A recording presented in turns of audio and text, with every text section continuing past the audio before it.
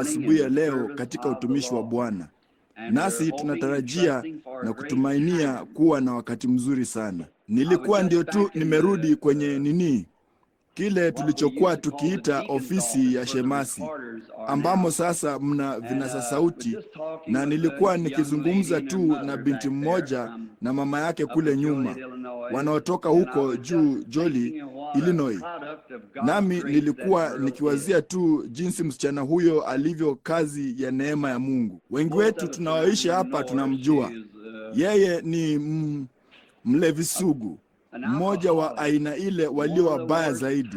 Wala sijapata kusikia hadithi hiyo waziwazi hadi asubuhi ya leo, jinsi ilivyokuwa wakati alipoondoka jukwani. Bwana alikuwa amemfunulia shida zake zote na yale ambayo yangetukia. Ndipo alipoondoka jukwani akilia na kushangilia kwa sababu Mungu alikuwa amemwokoa na kaburi la mlevi. Ndipo yeye, bibi fulani, alimwendea na kuanza kulia ya kwamba binti yake, ninaamini ndivyo ilivyokuwa, alikuwa ni mtumwa wa madawa ya kulevya. Nawe unajua, kwa neema ya Mungu, msichana huyo aliitwa, ninaamini ilikuwa ni kesho yake usiku, Rosella aliitwa, na msichana huyo wa madawa ya kulevya aliponywa, naye pamoja na mumewe wanahubiri Injili. Na kumwona maskini msichana mzuri wa kupendeza kama Rosella, na amekolea chumvi, na sasa yeye anaheshimika sana. Anasikia wito moyoni mwake, lakini akijua Biblia kuhusu wahubiri wanawake, unaona, anajua ni kitu kingine, na Mungu anamwongoza kwenda kwenye magereza na kadhalika kutoa ushuhuda. Ni ajabu kabisa kujua kutafuta mapenzi ya Mungu. Mara nyingine tuna hisia, bali tunataka kuchukua hisia hiyo mahali hadi mahali.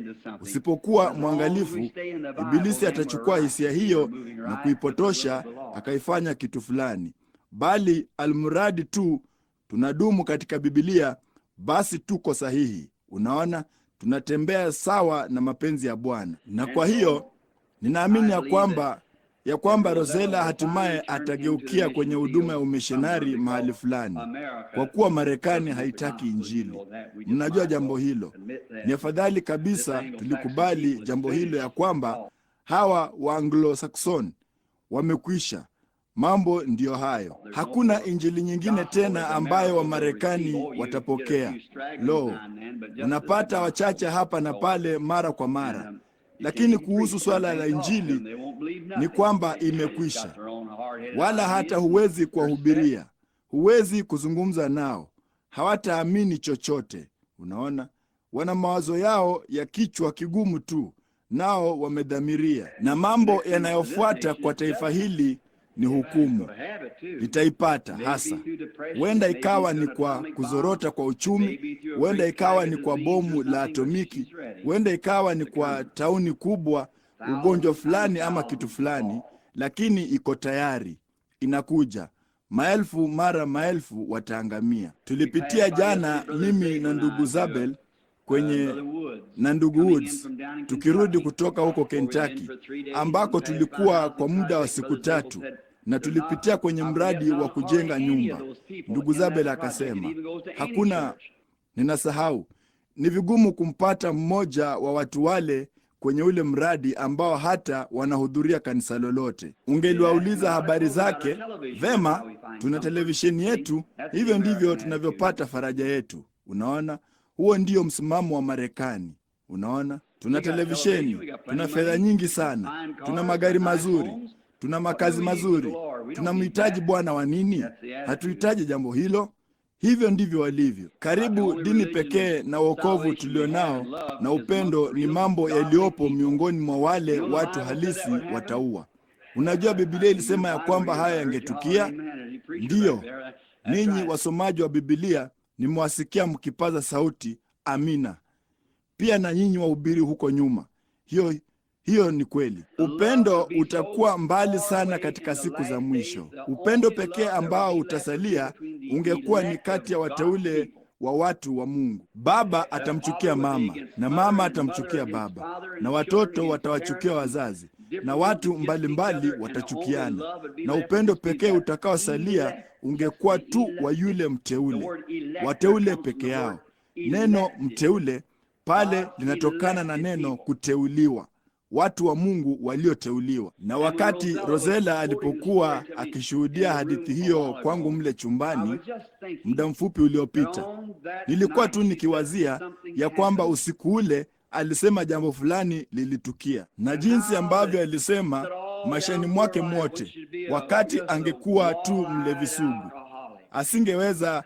Hakuna shirika la walevi sugu, madaktari 4 walimkatia tamaa, hakukuwa na chochote zaidi cha kuweza kufanywa, na jinsi kutoka wakati huo jambo fulani lilitukia. Sasa yeye hana macho hayo ya kiwenda wazimu.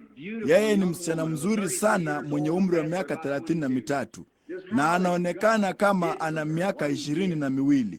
Jinsi tu ambavyo Mungu alimfanyia vile alivyomfanyia, na jinsi anavyoonekana wa tofauti. Na bali nilisema, Rosella, kabla ya kuwekwa misingi ya ulimwengu, Mungu aliuchagua wakati huo. Naam, Bwana. Unaona kweli. Na wakati maskini kijana Billy Paul kule nyuma pale alipokuwa akiwapa watu kadi za maombi usiku huo, jinsi ambavyo hakujua hata kidogo anampa nani kadi ya maombi. Si ni ajabu, Rosella?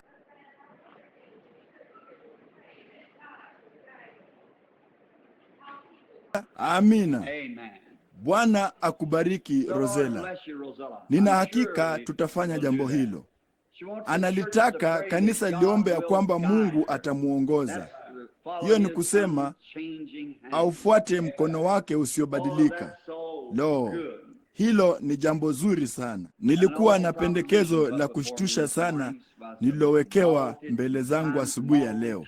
Ni kuhusu mtu fulani aliye milionea mara milionea, anayetaka kugharimia hapa Louisville, Kentucky, na anijengee maskani ya dola milioni 5. Lakini kitu fulani ndani ya moyo wangu kilisema, hebu kidogo, wewe si mchungaji. Unaona? Kwa hiyo basi dola milioni 5 za fedha ambazo zingetengwa sasa kulazimika kwenda serikalini kulipia whisky na vitu kama hivyo, bali anataka kuziweka kwenye maskani kwa ajili ya Bwana. Lakini natumaini ya kwamba zinaenda kwa utumishi fulani wa Mungu ambaye atanini, na utumishi fulani kwa ajili ya Mungu. Lakini hizo ni dola milioni 5 zilizotengwa sasa. Wazia jambo hilo, kwamba hizo zingejenga maskani ya namna gani. Unaona jinsi hilo linavyoonekana la kupendeza, Rosella, lakini kuna kitu fulani hapa ndani kinachosema vinginevyo. Unaona kitu fulani hapa ndani. Tuliingia kwenye maskani hii ndogo ya zamani, ninyi wageni. Vema, hapa pangeweza kuwa ni mahali pa kupendeza sana hapa pembeni. Hamtambui jambo hilo, kwamba watu wametaka kupajenga mahali hapa na kupatengeneza, lakini hivi ndivyo jinsi tunavyopataka. Unaona, hivi ndivyo tunavyopataka. Viti vya zamani tulivyokuwa tukikalia pale vilikuwa ni vile viti vya zamani vya awali kutoka kwenye maskani hii hapa, vilivyopitia kwenye yale mafuriko vikaelea. Biblia yangu ikikaa imefunguliwa namna hiyo mimbarani, iligonga kwenye dari na kurudi chini ikiwa na neno juu yake. Mimi Bwana nimelipanda, nitalitia maji mchana na usiku, asije mtu akalitoa mkononi mwangu. Jinsi tulivyovuta makasia tukipitia juu yake tukiwa na mashua ndogo hapa, nayo ikashuka kurudi moja kwa moja mahali pake, viti vikirudi moja kwa moja mahali pao. Kitu tu kilichowabidi kufanya ilikuwa ni kuisugua na kuendelea. Unaona? Kwa hivyo hivi ndivyo tu tunavyoitaka iwe, ambapo ni watu wa kawaida, mahali pa kawaida na Bwana wa ajabu. Amina. Sasa leo tuna mambo fulani. Tunaanza tu kuingia kwenye malai. Mwajua, baada ya maziwa yote kutolewa, mwisho ni malai tu. Pia kumbukeni, inahitaji maziwa kutoa malai. Mwajua, malai ni vitu vilivyomo ndani ya maziwa. Kwa hiyo tumekuwa kwenye mlango wa kwanza, wa pili, na tunaishia kwenye wa tatu, na tunaanza katika mlango wa 4 wa kitabu hiki maarufu cha Waebrania. Na jamani, mafundisho ya kitabu hiki tungeweza kudumu nacho, kwa sababu kwenye kifungu kimoja kwa muda wa miezi mitatu, na kuonyesha tu ya kwamba Biblia nzima inashikamana na kila kifungu katika Biblia. Je, uliwahi kuwazia jambo hilo? Hakuna hata kifungu kimoja unachoweza kuwekea kidole chako, ila kile kwa neema na msaada wa Roho Mtakatifu, kwamba tunaweza kuunganisha Mwanzo hadi Ufunuo moja kwa moja ndani ya hicho. Hakuna kitabu kingine chochote kilichoandikwa mahali popote kinachoweza kufanya hivyo. Na kihisabati na kijiografia, kwa kila njia, hakuna kitabu katika Biblia kilichoandikwa kama Biblia. Hakuna kitabu ulimwenguni, ninamaanisha, kilichoandikwa kama Biblia. Hakuna chochote. Hesabu za Biblia zinapatana kikamilifu, hata tu milango na alama za kutenga maneno, na kila kitu ni kikamilifu. Sivyo ilivyo kwa kitabu kingine. Usingeweza kusoma mlango wake mmoja bila kujipinga wenyewe, bali hakuna kuhitilafiana hata kumoja katika Biblia nzima. Nayo iliandikwa na watu wengi wengi wengi, na walioachana kwa mamia na mamia na mamia ya miaka, bila kujua kipande kimoja, mmoja alichoandika hapa na mmoja alichoandika hapa na mmoja alichoandika hapa. Wakati yote ilipowekwa kwa pamoja, ilifanyisha Biblia ya Mungu. Wala hakuna hata mmoja ampingaye mwingine, na wala si hisabati jiografia zake. Kitu kingine chochote cha Biblia, kila kitu, hesabu, kila kitu kinaambatana pamoja kikamilifu. Kama huko si kuvuviwa, sijui mtaita nini kuvuviwa. Nina furaha sana kwa ajili ya Biblia ya kale iliyobarikiwa. Baadhi yao walisema, je, wewe ni Mkatoliki, Mprotestanti? Nikasema, si mojawapo la hayo. Ninaamini Biblia. Hiyo ni kweli. Ninaamini Biblia. Nami nina furaha ya kwamba tungali tuna uhuru wa kuihubiri katika taifa hili. Lo, ni ajabu sana.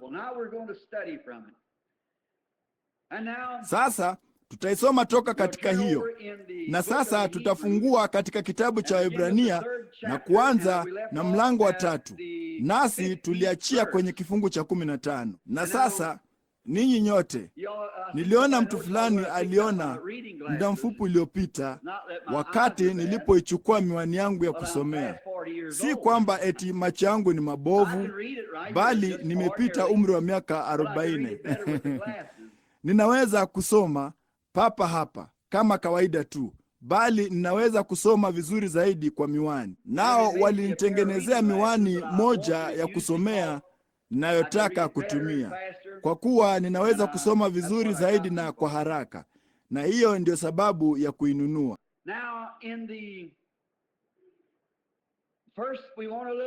Sasa katika nini?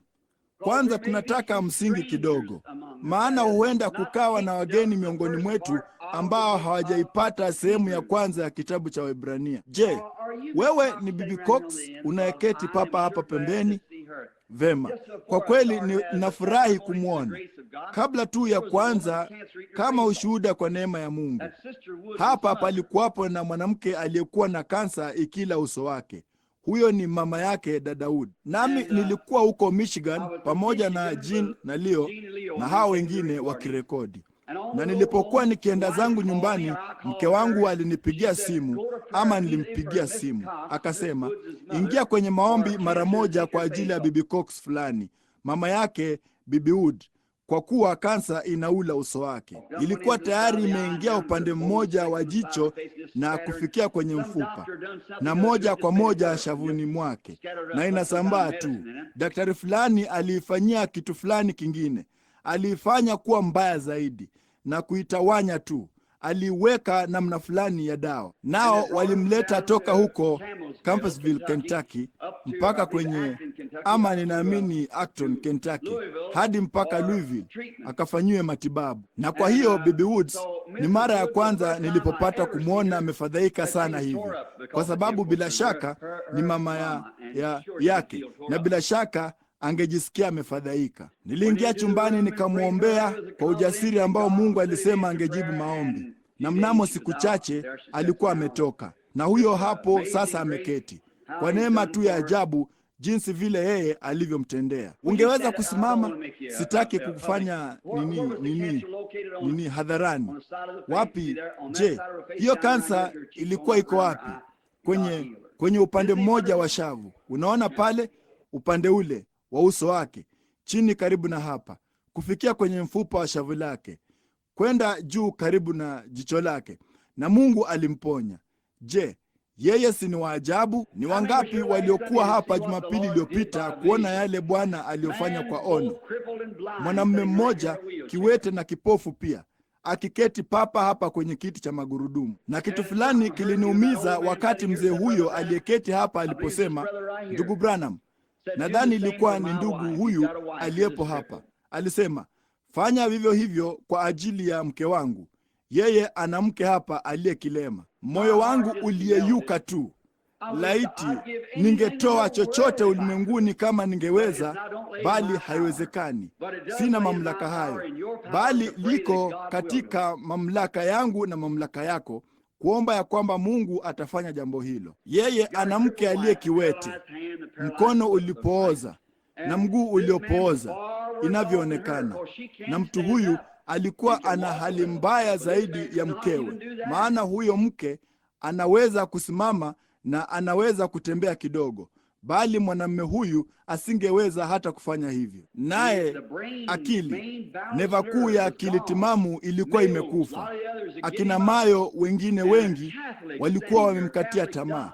Basi Mkatoliki mmoja akamwelekeza aje hapa, daktari Mkatoliki, na mvulana wake alikuwa ni kasisi huko Mount Menrad, huko Jasper, Indiana. Lakini huko ni kuweka mawe ya msingi kwa ajili ya huo ufufuo unaokwenda kule. Basi wakati aliposimama alisema, lakini siwezi. Aliangalia akasema, naam, ninaweza. Alidhani asingeweza kuona, unajua. Ndipo akainua macho yake, na ikawa tu aliinua kichwa chake, na hapo aliweza kutembea na kuona. Akatembea kwenye marefu hayo ya kanisa mwenyewe, nao walikuwa ni Wapresbiteri. Yeye alikuwa Morthodox. Na ninazungumza, unafikiri ya kwamba ni Wapentekoste ama Waholinesi ndio tu wanaweza kupiga makelele? Umekosea. Hakika wao wanaweza kupiga makelele wanapoona jambo kama hilo likitukia, wakikumbatiana na kupiga makelele. Akatoka moja kwa moja na kushuka kwenye vipandio, huku akisukuma kiti chake cha magurudumu, akitembea huku neva za akili timamu zimepona. Wazia jambo hilo, akitembea kama vile mimi na wewe tungetembea. Lo, yeye ni wa ajabu. Sasa Paulo ndiye aliandika kitabu cha Waebrania, na katika huku kuandika Waebrania, yeye ndiye aliyekiandika. Na kabla hajaandika vitabu hivi, tunaona sasa tunaenda, hili ni darasa la shule ya Jumapili, nami nitajaribu kuangalia na wala nisichukue muda mrefu mno, na halafu tutakuwa na ibada tupate kuendelea nazo usiku wa leo, Bwana akipenda. Sasa katika kitabu cha Waebrania na nyaraka nyingine zote za Paulo alikuwa ni nani? Alikuwa ni Mwebrania hodari, msomi na mwalimu mashuhuri wa Agano la Kale, naye alikuwa amefundishwa na mmoja wa watu waliohodari sana wa siku zake. Mtu fulani aniambia jina lake lilikuwa ni nani? Gamalieli, mmoja wa walimu walio maarufu sana wa siku zake. Naye Paulo alikuwa ameketi miguuni pa Gamalieli. Kuna kitu fulani kuhusu mahali unakoenda, kanisa gani unalohudhuria, na mwalimu gani anayekufundisha. Je, ulijua jambo hilo? Hilo kuna jambo fulani kwake. Kwa hiyo inatupasa kutafuta yaliyo bora sana tunayoweza kupata, ili kwamba tuwe tunapata yaliyo bora sana, si kwa sababu eti ni mambo yanayopendwa na watu wengi na kadhalika, bali ni mafundisho halisi la Biblia. Angalia, wakati mmoja, wakati Israeli walipokuwa wametoka wakaenda jangwani pamoja na majeshi yao, nao walikuwa wamepiga kambi siku 7, ndiyo wakaishiwa na maji, nao walikuwa karibu kuangamia. Wakasema, lo, laiti kungalikuwa na nabii karibu. Ndipo mmoja wao akasema, tuna Elisha hapa chini, alimimina maji kwenye mikono ya Eliya.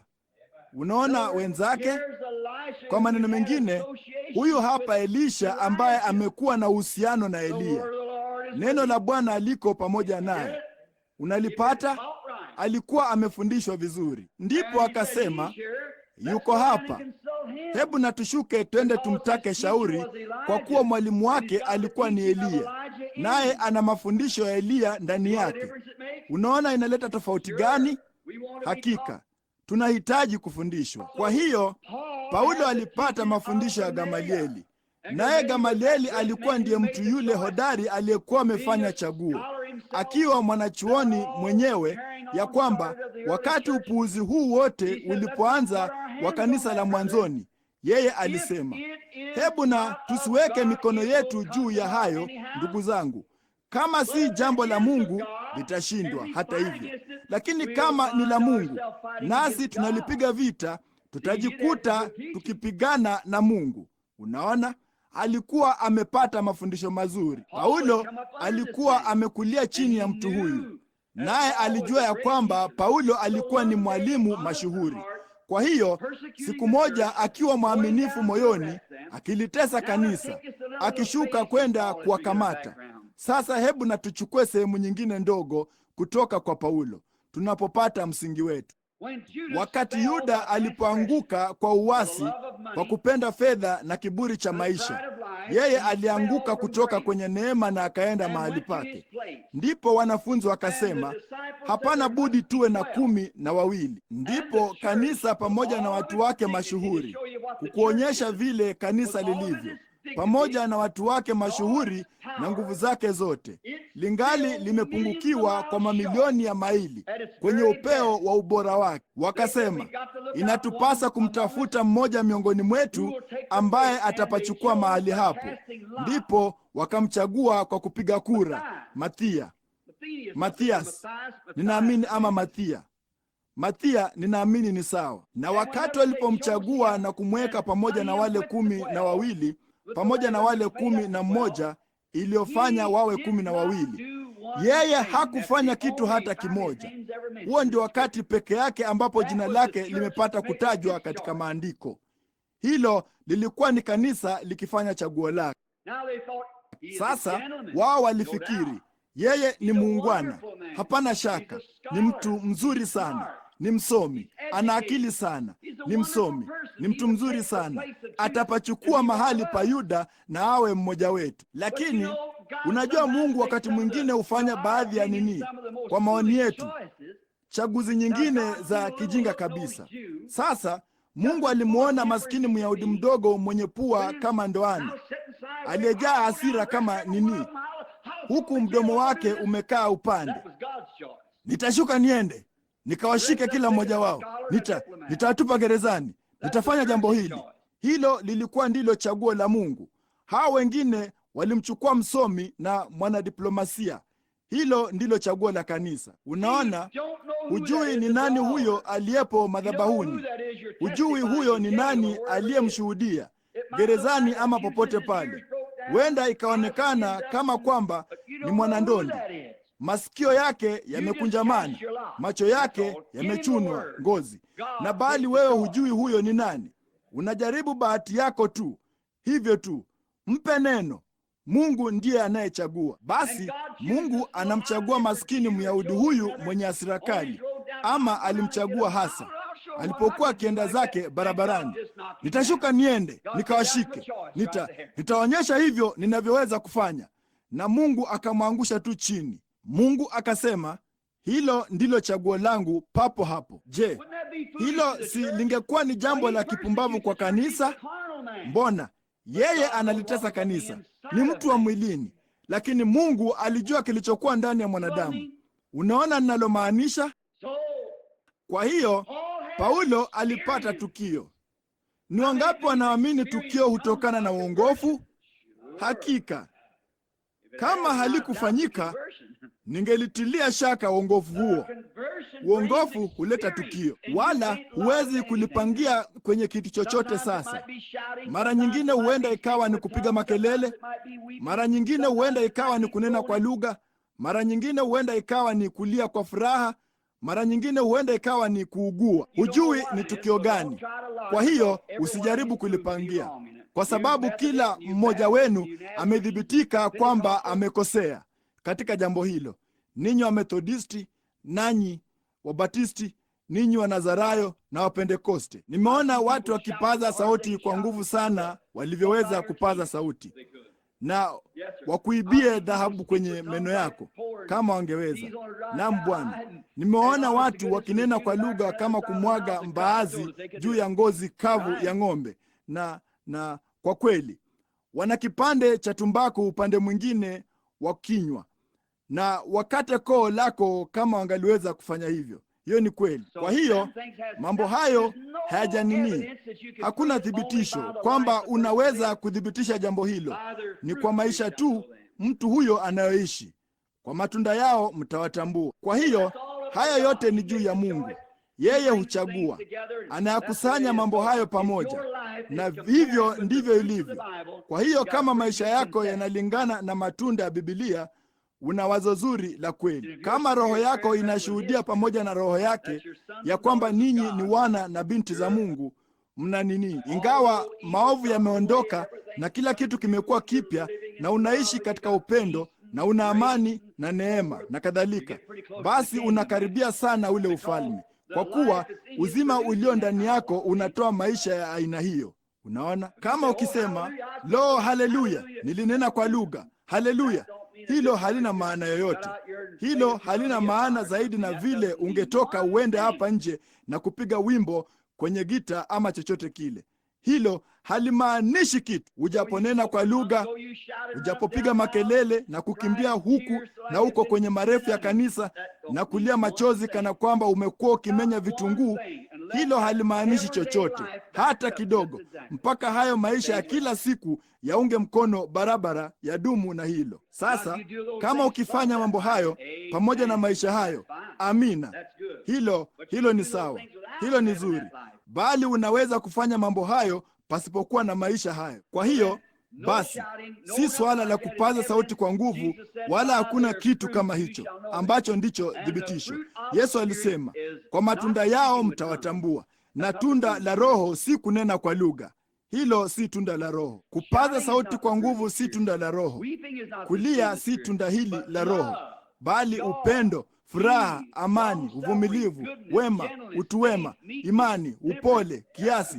Hayo ndiyo matunda ya Roho. Unaona, hayo ndiyo matunda ya Roho. Vema, sasa sababu ya sisi kuwa na mambo haya, watu wanapenda kuunda madhehebu. Unaona, vema, tutayaunda. Mungu atukuzwe. Wote wanaamini jinsi sisi tunavyoamini, tutaelekea huku. Wote wanaamini jinsi sisi tunavyoamini, tutaelekea huku. Lakini Mungu anawataka nyote mwelekee huku, kwenda juu moja kwa moja. Sasa Paulo baada ya kupata tukio hili, basi aliwazia kwamba hilo lilikuwa ni tukio zuri sana.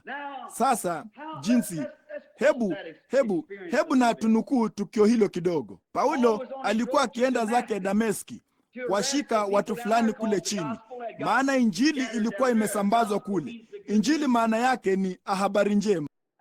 Na kwa hiyo walitawanyika kule, na watu wengi walikuwa wakiinuka, wamejaa upendo na furaha, na wanampenda Bwana Yesu, na ilikuwa imesambazwa kule. Kwa hiyo Paulo akachukua barua kutoka kwa kuhani mkuu, akasema, nitashuka niende kule, nami nitawakamata kila mmoja. Kwa hiyo akachukua kundi dogo la walinzi wa hekalu, askari. Huyo akashuka akaenda zake mbali barabarani mwendo mrefu. Walipokuwa akienda barabarani, naye akijua yote anaenda kufanya. Mara jambo fulani lilitukia. Mara nuru kuu ikatokea mbele zake. Nuru kuu sasa iliwaka kama jua. Hilo ni jambo la kushangaza kutukia. Nuru hiyo ilimulika hivi kwamba yeye alinini tu, macho yake karibu yapofuke. Ndipo akaanguka chini, naye amelala chini. Ndipo akaangalia juu. Labda kulikuwako na watu 10 ama 15 pamoja naye. Je, kuna mtu yeyote wa watu hao aliyeiona hiyo nuru? La, Bwana. Paulo aliiona. Haikukusudiwa kwao watu hao kuiona. Kwa hiyo watu fulani wanaweza kuona mambo ambapo wengine hawaoni. Unaona? Kwa hiyo Paulo aliiona hiyo nuru kwa kiasi kwamba hata ilimpofusha. Asingeweza kuona kwa siku kadhaa. Hiyo ilikuwa ni dhahiri sana kwake, wala asingeweza kuona kwa nini kadha. Baadaye alipoandika nyaraka, macho yake yalimsumbua sana kutokana na hiyo, hata akaandika kwa herufi kubwa. Alisema, kwa kuwa nimewaandikia kwa herufi kubwa. Aliona kwa shida. Alikuwa gerezani, naye akamsihi Bwana amponye na hilo, naye alimsihi mara 3. Lakini Bwana alisema nini? Neema yangu inatosha Paulo. Paulo akasema, basi nitajitukuza katika udhaifu wangu. Kwa maana alisema, nisije nikajitukuza juu ya wingi wa ufunuo. Nilipewa mjumbe wa Ibilisi, mwiba mwilini unaonisumbua. Angepata nafuu kidogo, kisha yanaanza tena kusumbua. Maana yake ni pigo baada ya pigo, kama chombo baharini. Unajua, mawimbi hukipiga, unaona pigo baada ya pigo. Naye angepata nafuu, na kisha yamsumbue tena, kisha anapata nafuu, yanamsumbua tena. Akasema, Bwana, kuna nini? Mbona huniondolei kitu hiki? Akasema, neema yangu inatosha Paulo, endelea tu, ingedumu. Akasema, sasa kama ningalikuwa tu mkamilifu na kila kitu ni kikamilifu. Akasema, basi niliposonga mbele na maisha, ningejivuna na kusema, mnaona, sina shida yoyote, Bwana ananitunza. Ndugu, haleluya!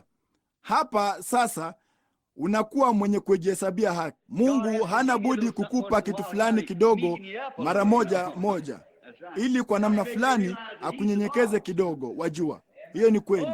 Kwa namna fulani kukufanya utambue ya kwamba yeye ndiye bosi. Yeye si ni wa ajabu? Naam, Bwana, utukufu tu. Kwa hiyo yeye Paulo, basi mara baada ya kuwa na tukio hili kuu, sasa kama huyo angalikuwa ni mtu fulani siku hizi, wao wangesema, Mungu atukuzwe, haleluya, jamani, Bwana amenifanyia jambo fulani, utukufu kwa Mungu. Lakini si Paulo. Yeye alikuwa ni msomi wa Biblia. Ujuzi huo hauna budi kulingana na neno la Mungu. Naam, Bwana, kama hauambatani kabisa na Biblia, si kuangalia tu hapa useme, ndio hili papa hapa kabisa, Mungu ahimidiwe, nimelipata. Naam, hivyo sivyo Mungu anavyolitoa. Halina budi kuwa ni Biblia nzima yote. Maana unaweza, makafiri wanatumia Biblia hii kama msingi wao wa kubishania, lakini watachukua andiko dogo hapa, wapindue hapa na kupata lingine dogo hapa, kujaribu kuyafanya yaungane pamoja, ambapo ni vitu viwili mbalimbali kabisa. Kwa hiyo huna budi kulifanya andiko lilingane na andiko. Kama Isaya alivyosema, mlango wa 28, haina budi kuwa ni kanuni juu ya kanuni, kanuni juu ya kanuni, hapa kidogo, pale kidogo. Shikilia sana yaliyo mema. Unaona, hivyo ndivyo jinsi linavyokuja, kanuni juu ya kanuni, juu ya kanuni, neno juu ya neno, andiko juu ya andiko. Yote hayana budi kuungana pamoja. Hiyo ndio sababu nafikiri katika masomo haya kama tulionayo sasa ni jambo kuu kwa kanisa, kwa sababu linawafikisha mahali ambapo maandiko yote yanaungana pamoja, na tukio letu linapaswa kukabiliana na maandiko hayo.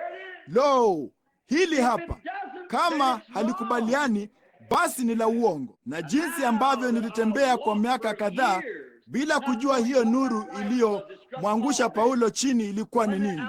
Wakati watu huko nje, maandiko, hao watu wahubiri walijaribu kuniambia hayo ni ya Ibilisi. Mbona wewe utakuwa ni mpiga ramli, utakuwa mwanamizimu, usijipumbaze na kitu hicho Bili. Kuna jambo baya kuhusiana na kitu hicho, usifanye hivyo ewe kijana, hilo ni jambo baya, huyo ni Ibilisi. Vema kijana, utakuwa kijumbe kabisa, utakuwa mwanamizimu ukifanya hivyo. Lo, hayo yote ni ya Ibilisi. Hilo ni sawa. Lakini wakati sikutaka kuhubiri hayo, lakini alipokuwa akienda zake Dameski, Paulo hakutaka kuhubiri jambo hilo mpaka alipopata kujua kama lilikuwa ni la kweli ama si la kweli. Kwa hiyo anashuka, anaenda huko Arabuni kwa muda wa miaka 3 na anasoma maandiko. Alipotoka huko akasema, sasa litikiseni mlitoe kwangu. Yeye alijua ilimbidi akabiliane na Wafarisayo, ilimbidi akabiliane na Masadukayo, ilimbidi aukabili ulimwengu na watu wa mataifa. Na kwa hiyo Paulo, Biblia hii imeandikwa, kitabu hiki cha Waebrania kimeandikwa kwa kusudi hilo. Yeye anawatikisa hawa Waebrania na kuchukua hilo agano la kale na kulionyesha hapa katika agano jipya. Huyu ni Mungu, alisema hili hapa kwa manabii wote na kila kitu. Anaanzia huko nyuma mwanzoni, mlango wa kwanza tuliosoma. Mungu ambaye kwa njia nyingi huko nyuma, zamani za kale, kwa sehemu nyingi alinena na baba zetu kwa manabii. Hivyo ndivyo Mungu alivyouleta ujumbe wake uliojaribiwa kwa Urimu Thumimu. Lakini katika siku hizi amesema nasi kwa mwanawe Kristo Yesu, aliyejaribiwa kwa Biblia yake. Haya basi, kwa hiyo matukio haya ambayo ulimwengu unasema lo, ni jambo la kiakili, mbona hakuna mtu, wakati malaika huyo alipotokea, ile nuru hapa chini mtoni, wakati nilipohubiri uamsho wangu wa kwanza hapa pembeni, tuliwabatiza watu hao wote. Ninaamini ndugu Freeman, huenda ulikuwa kwenye, sijui kama ulikuwa hapa wakati huo ama hukuwapo. Ni wangapi waliokuwapo hapo wakati ile nuru ilipotokea kule mtoni? Je, yupo mtu yoyote wa hao watu wa zamani hapa? Ndiyo, baadhi yao, wakati iliposhuka hapa chini kule mtoni. Nao wakasema yalikuwa ni mazingaombwe tu. Wengi wetu tulikuwa tumesimama tukiitazama, nayo hii hapa ikashuka. Na ndipo miaka kadhaa baadaye Mungu alithibitisha jambo hilo kwa jicho la kimitambo la kamera. Ni kweli? Vema. Je, ni hadithi fulani ya kutunga? Je, ni kitu ambacho la Bwana tunalichukua papa hapa katika Biblia na kuwaonyesha ni Bwana Yesu, yeye yule hufanya jambo lile lile, kutenda kwake ni kule kule, nguvu zake ni zile zile. Angalia Jumapili iliyopita hapa huko ng'ambo, nikiwa nimelala kitandani mwangu, sijapata kumwona mtu huyo maishani mwangu. Ilitoka ikasema kuna mtu maskanini, naye ana mvi, ana nywele nyeusi, anaanza kupata mvi. Yeye ni kipofu wala hawezi kutembea, yuko kwenye kiti cha magurudumu. Mtu mwenye nywele nyeusi alimtuma aje, daktari fulani, Daktari Ackerman, mtu mwenye nywele nyeusi, Mkatoliki, alimwelekeza mtu, aliketi moja kwa moja pale, na Bwana asema hivi, akasimama, akatoka akiona kwa macho yake na kila kitu. Ni kitu gani kilichofanya hivyo? Malaika yule yule yupo hapa, yule yule aliyemwangusha chini Paulo njiani akienda zake Dameski. Anaishi katika kanisa lake na watu wake siku hizi.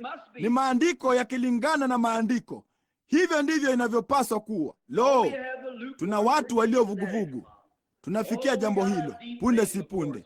Lo, tuna jambo lenye kilindi mbele zetu.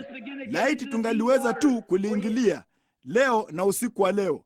Sasa limeanza kuingia kwenye maji yenye kilindi, ambapo unajua, nilipokuwa mvulana mdogo, nilikuwa na kidimbwi kidogo huko nyuma ya mahali pale, nami ningeenda huko, na sisi sote watoto wadogo tungeingia uchi, wadogo yapata umri wa miaka 6-7. Nasi maji yana kina kiasi hiki, hayakuwa chochote zaidi ya kuwa mahali pa kugaagaa nguruwe mwitu. Nami nilikuwa na sanduku la sabuni pale, ningeonyesha kwamba niliweza kupiga mbizi. Ninashika pua yangu na kupiga maji nikiendelea namna hiyo, na tumbo langu dogo lingepiga kwenye matope, wajua, na yangeruka tu kila upande. Nikamwambia baba yangu niliweza kuogelea. Akanichukua kwenda kule nyuma siku moja, akasema, ninataka kukuona ukiogelea. Nikaruka pale, wajua, nikavua nguo zangu, kichaka kidogo, makazi ya panzi, kisha nikatelemka mbio, nikayaingia maji. Nilikuwa nikirusha matope hayo yakiruka kila upande, na baba alikuwa ameketi kwenye kalvati. Aliketi pale na kuniangalia kwa dakika chache, kasema, toka kwenye shimo hilo la maji na uende ukaoge, kisha uende nyumbani. Unaona vema, hivyo ni kama tu vile baadhi yetu sisi watu tunaojiita wa Kristo tunagaagaa matopeni. Hiyo ni kweli, mradi tu umetiwa nanga. Mimi ni Methodisti, mimi ni Mpentekoste, mimi ni Mpresbiteri, nina thibitisho, ninaye. Unagaagaa matopeni. Siku moja nilikuwa na mjomba wangu, kwa muda mrefu nilimwambia. Yeye alikuwa na umri wa miaka 15, 16. Tulikuwa tuko mtoni. Nikasema, mjomba Lak, ninaweza kuogelea. Nami nilikuwa nimeketi nyuma ya mashua. Unajua, nilijisikia vizuri na salama. Alitwaa tu kasia akanisukuma nje kwenye kama futi 10 za maji. Hapo basi mambo yalikuwa ni tofauti. Kupiga maji kote, kupiga makelele kote ulikowahi kusikia maishani mwako. Siku moja utasukumwa nje. Afadhali ujue mahali unaposimama. Naam Bwana, kama unamjua yeye, ni afadhali umjue sawasawa. Hiyo ni kweli. Lakini sasa tunaingia kwenye maji yenye kilindi, maji yenye kilindi ambapo yatakufanya ufe maji kama wewe si Mkristo mzuri aliyenenepeshwa. Angalia hilo neno. Paulo kwanza alikuta hayo, akarejea kwenye Agano la Kale na akaona jambo hili. Aliona hilo tukio lake waziwazi kabisa. Sasa kilikuwa ni kitu gani hicho kilichoniangusha chini? Ilikuwa ni nuru, nuru kubwa ikisimama pale, ikiangaza kama jua, ikisimama mbele ya uso wake. Akasema, Sauli, Sauli, mbona unaniudhi? Akasema, Bwana, wewe unani ninaye kuudhi? Akasema, mimi ni Yesu. Nilidhani yeye alikuwa ni mwanadamu aliyekuwa na mikono yenye makovu, wanayedai anatokea mikutanoni sasa, akiwa na makovu ya misumari mikononi mwake na kichwani mwake. La, si mwili huo, si katika mwili huo. Unaona, yeye sasa ni nuru. Sauli wakati alipokuwa hapa duniani, yeye alisema, nilitoka kwa Mungu, ninarudi kwa Mungu. Yeye alikuwa ni yule malaika aliyewaongoza wana wa Israeli katika nuru hii jangwani. Alirudi kwenye nuru hiyo hiyo, naye Paulo aliiona kutoka katika Agano la Kale. Yeye akasema, mimi ni Yesu, malaika wa agano, naye akafanyika mwili apate kutukomboa. Hakuchukua namna ya malaika. Tunaona katika milango iliyotangulia tuna nini kusoma. Yeye kamwe hakuchukua asili ya malaika, bali alikuwa ni mzao wa Ibrahimu, aweze kujulikana hivi kwamba watu waweze kumwona Mungu. Amina. Sasa yeye anasema, nitarudi kwenye hiyo. Na wakati Paulo alipoiona hiyo, akasema, hakika hiyo ilikuwa ndiye. Hiyo ilikuwa ndiye. Petro alipatwa na tukio usiku mmoja alipokuwa akiomba. Nuru hiyo hiyo iliingia jengoni, ikafungua milango mbele zake, akatoka akaingia mitaani. Na Petro alidhani alikuwa anaota, alikuwa ametoa mafuta sana, hakujua kile kilichotukia. Akasema, je, hivi nimeamka hivi punde? Lakini niko nje huko mtaani. Ndipo akashuka kwenda kwenye nyumba ya Yohana Marko. Basi yule msichana mdogo akaufungua mlango. Msichana fulani mdogo pale alikuwa kwenye mkutano wa maombi. Mtu alikuwa akibisha mlangoni, akafungua mlango. Lo, akasema, huyo hapa Petro kabisa, mnamwombea atoke gerezani, Bwana amemtoa. Lo, wao wakamwambia, haya, endelea. Bwana, mfungue. Mbona? Akasema, yeye amesimama mlangoni akibisha. Petro akaendelea tu kubisha kwa nguvu sana, nifungulieni. Lo, huyo msichana akasema, ni Petro. Siku hizo wangali wanacho kizingiti kidogo cha kuvuta, kifuniko kidogo hapa, unakiinua kwa nyuma na kuchungulia nje. Unaona, kabla hujamruhusu mgeni wako kuingia, inakubidi kujua ni nani anayebisha mlangoni pako, sababu walikuwa na majambazi. Kama ungalifungua mlango wangekuua. Kwa hiyo wakafungua mlango, akasema ni Petro. Wakasema, lo jamani, yeye amekufa. Huyo ni malaika wake anayesimama pale. Unaona, amekwisha ingia katika mwili wake uliotukuzwa. Wajua, ule theofania. Kumbukeni jinsi tulivyochukua jambo hilo, ile almasi kubwa, jinsi ilivyoakisi hiyo nuru, jinsi ilivyorudi kule maskani hii iliyo ya dunia hii ikiharibiwa, tuna moja tayari inangoja. Nao walidhani Petro alikwisha kufa tayari. Mwili huu wa kale ulikuwa umeanguka, nao watauzika mnamo siku chache. Alikuwa tayari ameingia katika malaika wake, ama nini yake sio mwili uliotukuzwa, bali katika theofani yake, mwili ambao tayari umeandaliwa. Mwili huo usingeweza kukupa mkono, hauna mikono ya kupeana namna hiyo, bali uko katika sura ya mwanadamu. Umeshuka nao ulikuwa ukibisha mlango. Msichana akasema, hata ni Petro amesimama pale. Petro akafungua mlango pale na akaingia ndani. Huyo hapo sasa. Petro alikuwa amekombolewa na nuru hii. Sasa vile vile ambavyo lile la mwanzoni, ambapo Paulo katika kanisa la mwanzoni aliiona hiyo nuru ya Mungu iliyommulika Paulo, kitu kile kile kimeshuka chini. Sasa watu wanaweza kusema chochote, hilo halilifanyi kuwa ni kweli, bali Mungu anapothibitisha jambo lolote, kazi yake inalithibitisha jambo hilo, halafu kamera inalithibitisha. Na kila kitu ambacho Bwana amefanya kimethibitishwa yakini, bila kosa, ya kwamba huyo ni Mungu, kwa maandiko, kwa jinsi inavyotenda, kwa tukio, bali hawatasikiliza. Angalia hapa katika maskani hii. Sasa kumbukeni, mnajua jambo hili, hatutamani sana kuwa na umati wa watu, hatuna mahali pa kuwaweka. Hata hivyo, lakini angalia mkutano wa aina hii, mahali ambapo tulikuwa tukikutana kwa ajili ya jambo hili, unapaswa kuivutia miji ya Falls, bali wamekufa kabisa.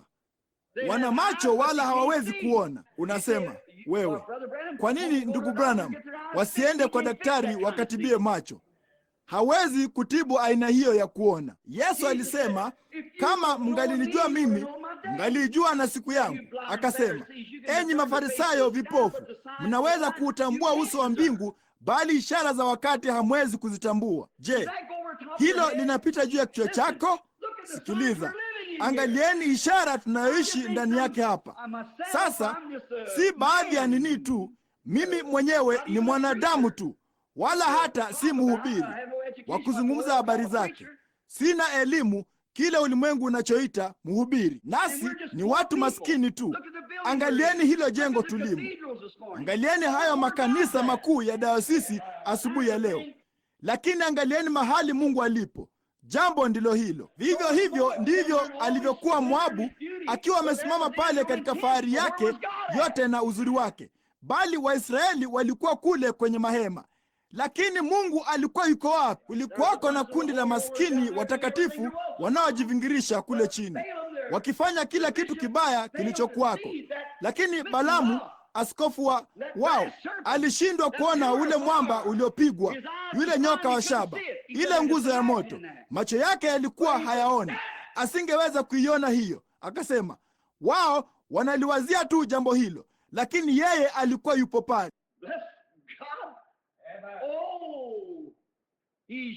Mungu atukuzwe. Lo, yeye yuko hapa. Mungu yuko hapa, naye anafanya jambo lile lile ambalo amekwisha fanya na atafanya. Tunalinganisha andiko kwa andiko. Mungu kamwe hajawahi kujiwakilisha kama kitu fulani kikubwa duniani, bali daima amekaa miongoni mwa watu wa kawaida na wanyenyekevu. Naye yupo hapa asubuhi ya leo akifanya jambo lile lile. Maandiko yanathibitisha jambo hilo, kamera inalithibitisha. Sasa hiyo sababu ya mimi kurejea kwenye picha hiyo si kwa sababu mimi niko humo. Mimi ni mwenye dhambi tu aliyeokolewa kwa neema kama mlivyo ninyi. Lakini jambo ninalojaribu kusema ni ni uwepo wake uliopo pamoja nasi. Hilo ndilo jambo muhimu. Vema, kama yeye angelinifanya mimi kuwa Elisha, alifanyika mwili, kama usingekuwa na imani ya kuamini jambo hilo, kamwe halingekufaa. Alikuja kwa walio wake, walio wake hawakumpokea. Hiyo ndio sababu hapa jijini siku hizi, mbona ningeweza kuanzisha uamsho hapa katika jengo fulani kubwa ama kitu fulani, usingewafanya watu wengi kuamini jambo hilo. Hawataamini kabisa, hawawezi kuamini. Siku zao zimekwisha. Somo hili asubuhi ya leo huko Afrika lingewaleta pengine wasiopungua 10,000, angaa watu 10,000 kwa Kristo.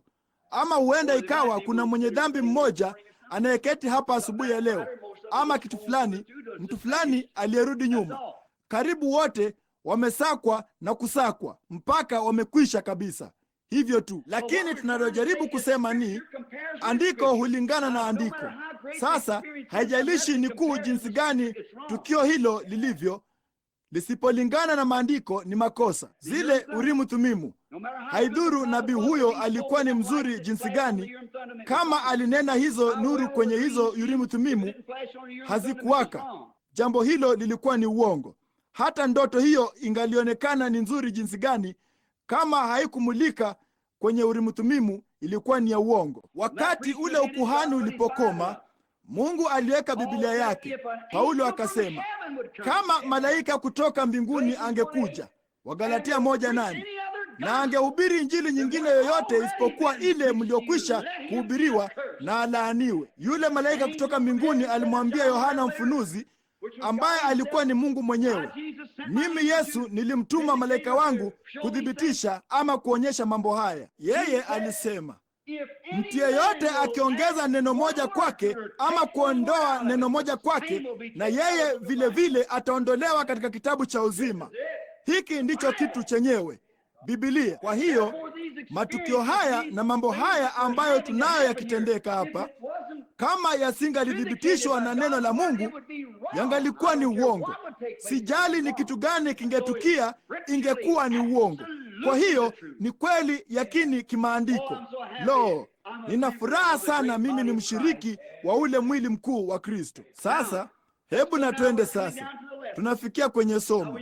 Sasa tuliishia hapa ambapo yeye alisema, kwa kuwa tumezungukwa sasa. Samahani, hilo nilikuwa nikinukuu mlango wa 12. Nimekuwa nikiusoma bali sijausoma kindani. Mimi ndugu Norman anayekaa nyumbani kwangu kule juu, naye anajua ya kwamba ndio kwanza niingie jana, na hawa ndugu wanajua kule chini ndio kwanza niingie. Wakati pekee niliopata wa kusoma maandiko ulikuwa ni wakati nilipoketi papa hapa dakika chache zilizopita. Hiyo ni kweli. Sijifunzi, ninamngojea tu Roho Mtakatifu ayatoe jinsi anavyotaka. Anajua mahali mtu huyo alipo, ambaye anapaswa kulipata. Kwa hiyo kama nina jambo fulani nililoazimia niani mwangu nitakalosema, basi ni makosa. Lakini kama nikimwachia tu yeye afanye jambo hilo, atalichukua moja kwa moja mpaka mahali ambapo ni pake. Unaona, msifikiri mtakayosema, kwa maana si ninyi mnayenena, ni Baba yenu anayekaa ndani yenu ndiye anayenena. Sasa mlango wa mwisho, mlango uliotangulia, tulisikia jambo hili ya kwamba sisi je, tutapataje kupona tusipojali wokovu mkuu namna hii, ambao kwanza ulihubiriwa kwetu na Bwana Yesu na yeye pamoja na wale waliomsikia. Mambo yale yale aliyofanya Yesu, kuwaonyesha mambo yayo hayo kama yale yanayotukia hapa. Malaika yule yule wa Mungu, kazi zile zile, thibitisho lile lile, kila kitu vile vile, kila kitu kilichukuana, injili ile ile, sawasawa kabisa na neno. Kama hilo lilifundishwa na Bwana kisha likathibitishwa na wanafunzi wake ambao tumewasikia, Paulo akiwa ni yeye yule, sisi je, tutapataje kupona tusipoujali wokovu mkuu namna hii? Sasa Paulo alikuwa akiwaambia hayo wasikilizaji wake wa Kiebrania.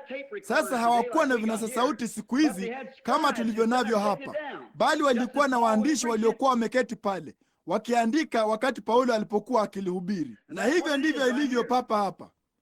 tunalipata kwa vinasa sauti, na kanda hizi zinasambazwa ulimwenguni kote.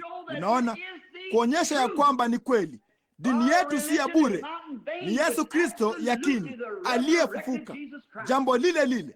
Sasa haitupasi kutoujali. Sasa usiondoke tu kanisani leo na kusema vema, kwa namna fulani ninafurahia kwenda kule, ninapenda huko kuimba, na hawa watu walioko kwenye maskini kanisa hilo dogo la zamani ni waungwana sana. Usifanye hivyo ndugu. Hebu achilia moyo wako uwake moto, useme hapa, sina budi kufanya kitu fulani kuhusu jambo hili. Sina budi kutoka niende nione kama ninaweza kumfanya mtu fulani aokoke. Wala usitoke ukisema Mungu atukuzwe, msipotubu mtaangamia. Hapana, liendee kwa utu wema. Iweni na hekima kama nyoka na wapole kama hua. Unaona, hivyo ndivyo mnavyopaswa kwenda. Mwendee mtu huyo. Kama anafuga kuku, mzungumzie kuhusu kuku kwa muda kidogo. Unaona, na baadaye basi, muda si muda, unajua, mtakuwa mkinena habari za Bwana. Kama yeye ni mkulima, zungumza kuhusu shamba lake. Kama anauza magari, zungumza juu ya magari yake kwa muda kidogo. Una magari mazuri kweli kweli, na kadhalika. Unaona, mpaka utakapoishika hiyo roho. Wakati Baba anaposema sasa, huo ndio wakati wa kumkaribia kuhusu nafsi yake, unaweza kumalizia. Unaona, hilo ni gari zuri. Unajua, usafirishaji siku hizi umekuwa ni jambo muhimu. Lo, jinsi ambavyo mataifa yameletwa karibu pamoja, na majiji ya mataifa yetu karibu pamoja. Marafiki na akina mama wanaweza kutembeleana. Unajua, ni jambo la ajabu kuwa na magari kama haya unayouza. Naam Bwana, hakika hivyo ndivyo ilivyo. Ndiyo, unajua, akipuliza msokoto wake ama chochote kile. Naam, hayo ni magari mazuri. Je, uliwahi kuwazia jinsi watu wa kale wangalifikiri kama wangaliona kitu kama hicho? Endelea tu namna hiyo, wajua, punde si punde useme naam, ndiyo, hakika ndivyo ilivyo. Unajua, jambo lingine hilo linaleta kama sisi kuwa na nini, kama katika miamsho, watu wanaweza kuja kutoka kote nchini haraka kwa ajili ya uamsho. Unaona, unafungua njia wakati wote, wajua. Kama ukisikia kitu kikifunga njia, simama papo hapo, sogea hapa. Kama vile daktari fulani alivyosema huko Phoenix, alisema, Bwana, ujaze mdomo wangu na maneno mazuri, kisha uniguse na kiwiko nikiisha kusema ya kutosha. Unaona? Naam, niguse na kiwiko nikiisha kusema ya kutosha. Sasa angalia, sasa tutaanzia kwenye kifungu cha 15 ama kifungu cha 15 cha mlango wa 3. Kwa makini sasa. Hapo inenwapo, leo kama ninyi mtaisikia sauti yake, msifanye migumu mioyo yenu kama wakati wa kukasirisha. Sasa mwangalie Paulo akinena hapa. Sasa inasemwa leo baada ya muda mrefu.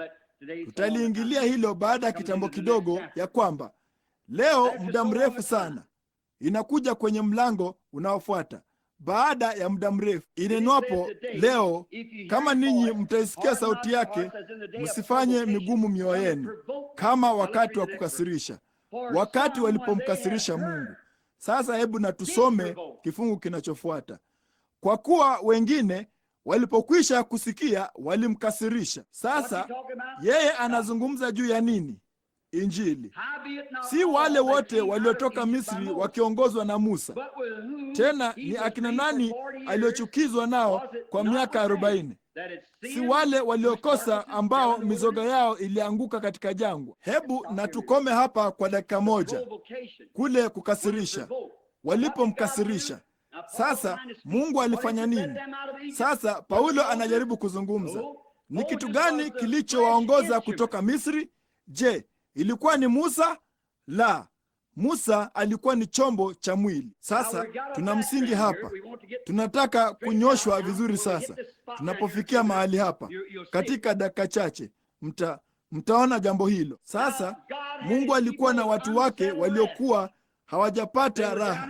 Walikuwa huko Misri, walikuwa wameondoka kwenye nafasi yao sahihi, walikuwa nje ya nchi ya wenyeji wao, walikuwa ni wageni na wasafiri, naye Mungu alikuwa anaenda kuwatoa huko walikozuiliwa, huko Misri, kuwapeleka hadi kwenye nchi ya wenyeji wao. Mfano wa siku hizi, sisi tunahangaika hapa. Hapana muda mrefu, maskini wavulana wenye mikono minene wakicheza marumari, wasichana wadogo wakiwa na wanaserere wakicheza. Muda si muda, wajua, una mvi na unapata makunyanzi. Pana kasoro fulani hapa. Hapa si nyumbani, tuko mahali pasipotupasa kuwa. Hiyo ndio sababu tunasema sisi ni wasafiri na wageni. Jambo fulani limetukia. Maskini bibi mmoja mdogo alisema asubuhi ya leo huko chumbani, jinsi ambavyo watu humcheka wakati fulani. Nikasema, lakini dada mpenzi, wewe si mmoja wao. Sisi ni watu tofauti. Msichana wangu mdogo alisema, baba, wasichana fulani walifanya mambo fulani waliofanya. Nikasema, lakini angalia mpenzi, walikuwa na sahani hizi za santuri za Elvis Presley. Nikasema, nisingezitaka nyumbani mwangu. Akasema, lakini baba, wao ni wasichana wadogo wazuri. Nikasema, huenda wakawa. Sina neno la kusema dhidi ya jambo hilo, lakini kuna jambo moja, sisi tuko tofauti. Sisi tuko tofauti. Si eti kwamba tunataka kuwa tofauti, bali Roho aliye ndani yetu ametoka kwenye mambo hayo.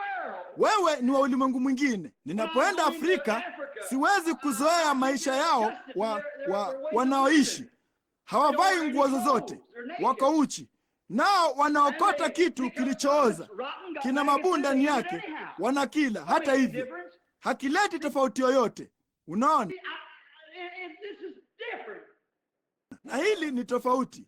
Unajua, wakati mmoja sote tulikuwa namna hiyo, lakini ustaarabu umetuleta na kutufanya tofauti, na uongofu umekuza hayo kwa milioni.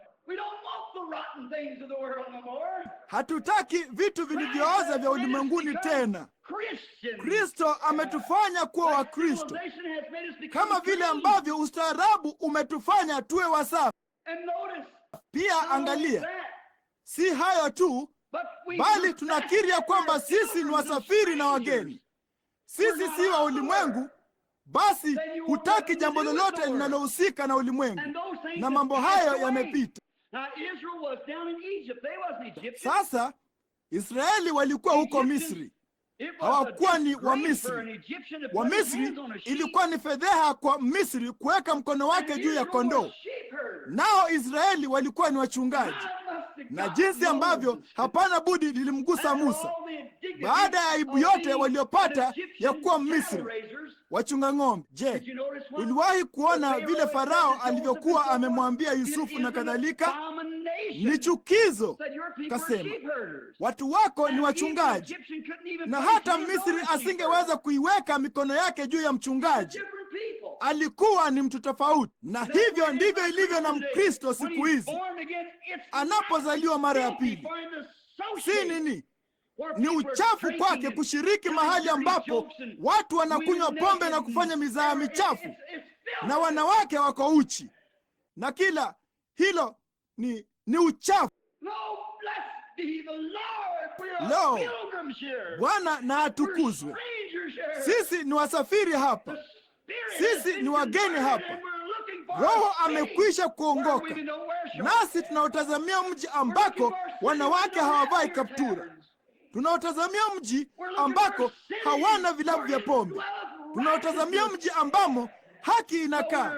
Kwa hiyo sisi ni wasafiri. Kwa hiyo Mungu alishuka katika mkusanyiko mkubwa wa moto kama duara ya mwangaza, akashuka kwenye kijiti na akaanza kujifunua kwa Musa kwanza. Musa akasema, unajua jinsi tulivyokuwa na lile somo hivi majuzi usiku, jinsi vile ambavyo Yesu alipokuwa hapa duniani. Yeye alisema, vema, Musa asijakuwapo, mimi niko. Yule alikuwa ni Yesu kwenye kijiji kilichowaka moto, katika nguzo ya moto. Ni Yesu leo, yeye yule. Naye alijifunua mwenyewe katika nguzo ya moto. Ndipo Musa akapata tukio. Anashuka kwenda Misri, anaihubiri Injili, habari njema, na ishara na maajabu yalimfuata. Unalipata? Jambo lile lile siku hizi. Si hilo tu, bali hawa Waebrania walitoka wakatembea katika nuru, waliongozwa na nguzo ile ile ya moto. Nayo Biblia ilisema ya kwamba msimjaribu Mungu. Angalia jambo hili. Hebu nilisome hapo inenwapo, leo kama ninyi mtaisikia sauti yake, msifanye migumu moyo wenu. Sauti yake ikizungumza na moyo wako, kama wakati wa kukasirisha, wakati walipomkasirisha. Sikilizeni, kwa kuwa wengine baada ya kusikia walimkasirisha. Ni wangapi wanaojua ya kwamba Waisraeli walimkasirisha Mungu kwa kutokuamini kwao? Walinung'unika, walinini kabisa. Mungu alishuka akaenda moja kwa moja kule, na wakati walipo nini kabisa, jambo la kwanza waliingia katika shida. Hii hapa nguzo ya moto juu yao. Sijui kama wote waliiona ama hawakuiona. Angalau Musa aliiona, nayo ilikuwa juu yao, nao waliangalia. Na waliposhuka, tuseme kama hawakuiona, sijui kama waliiona ama hawakuiona, iliwatangulia. Biblia ilisema ilikuwapo pale. Ilisema ile nyota iliwatangulia wale mamajusi. Hakuna mtu aliyeiona ila wale mamajusi. Ilipita juu ya kila kituo cha uchunguzi wa nyota. Waliangalia majira kwa nyota. Hakuna mtu aliyeiona ila wale mamajusi. Ilikusudiwa wao waione, na hao mamajusi ndio waliotumiwa hiyo nyota. Na nguzo ya moto ilitumwa kwa Musa, na Musa alitumwa kwa wana wa Israeli, nao walipaswa kumfuata Musa. Waliweza kumwona Musa, na Musa aliiona ile nuru. Hao hapo wakienda, nao walipokuwa wakitoka walifika kwenye bahari ya Shamu. Na wao kamwe hawakuona ishara hizo zote za miujiza na mambo kadha wa kadha yakitukia wakati walipokuwa wangali kule chini katika nchi ile ya kale ya Misri. Bali walipotoka wakaenda huko nje katika safari yao, ndio tu wameongoka na kutolewa. Ndipo muda si muda, unajua, waliingia katika shida. Mungu anapenda kukuingiza katika shida. Yeye anapenda kushusha shida, aone utakalofanya kuhusu jambo hilo. Kwa hiyo aliweka tu kizuizi cha bahari ya Shamu, na muda si muda, unajua, akawaongoza, akawaingiza mahali hapa, kisha akamfungulia Farao awafuate. Unaona jinsi Mungu anavyopenda kufanya jambo hilo. Anapenda kuonyesha nguvu zake na upendo wake. Yeye ni Mungu, naye anapenda tu kukuonyesha wewe kwamba yeye ni nani. Amina. Na shida yake ni kwamba siku hizi watu husema, lo, siku hizo zimepita. La, Mungu anawezaje kujionyesha wakati unapofundishwa upuuzi kama huo? Bali Mungu anapenda kujidhihirisha mwenyewe. Hawa hapa wana wa Israeli wakaja wakitembea katika nuru, Musa akiwatangulia.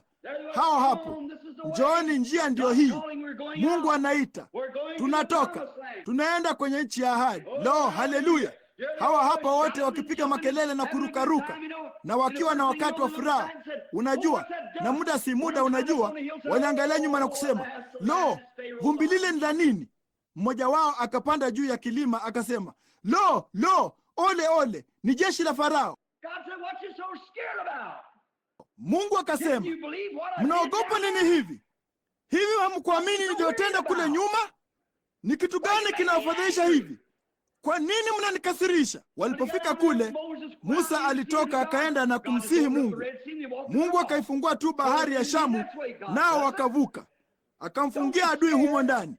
Hivyo ndivyo Mungu anavyofanya. Usiogope, usitaharuki, usiwe na wasiwasi. Unamkasirisha Mungu. Basi yeye alifanya nini? Inaonekana kama vema, tulikuwa na jaribio moja kubwa.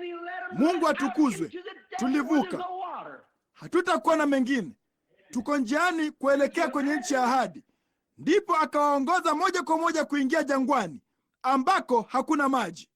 Ungeweza kuwazia Mungu akiwa na nani wake, akiwa na watu wake waliotakaswa, watakatifu, aliongoza moja kwa moja akawaingiza kwenye mtego huu, kisha akawatoa kwenye mtego huo na akawaongoza moja kwa moja mpaka sehemu hii, mahali pasipokuwapo na maji, ambapo angeweza kuwachukua awapitishe kwa njia nyingine ambako kungekuwa na maji. Mbona angaliweza tu kuumba mto utiririke njia nzima kama angalitaka.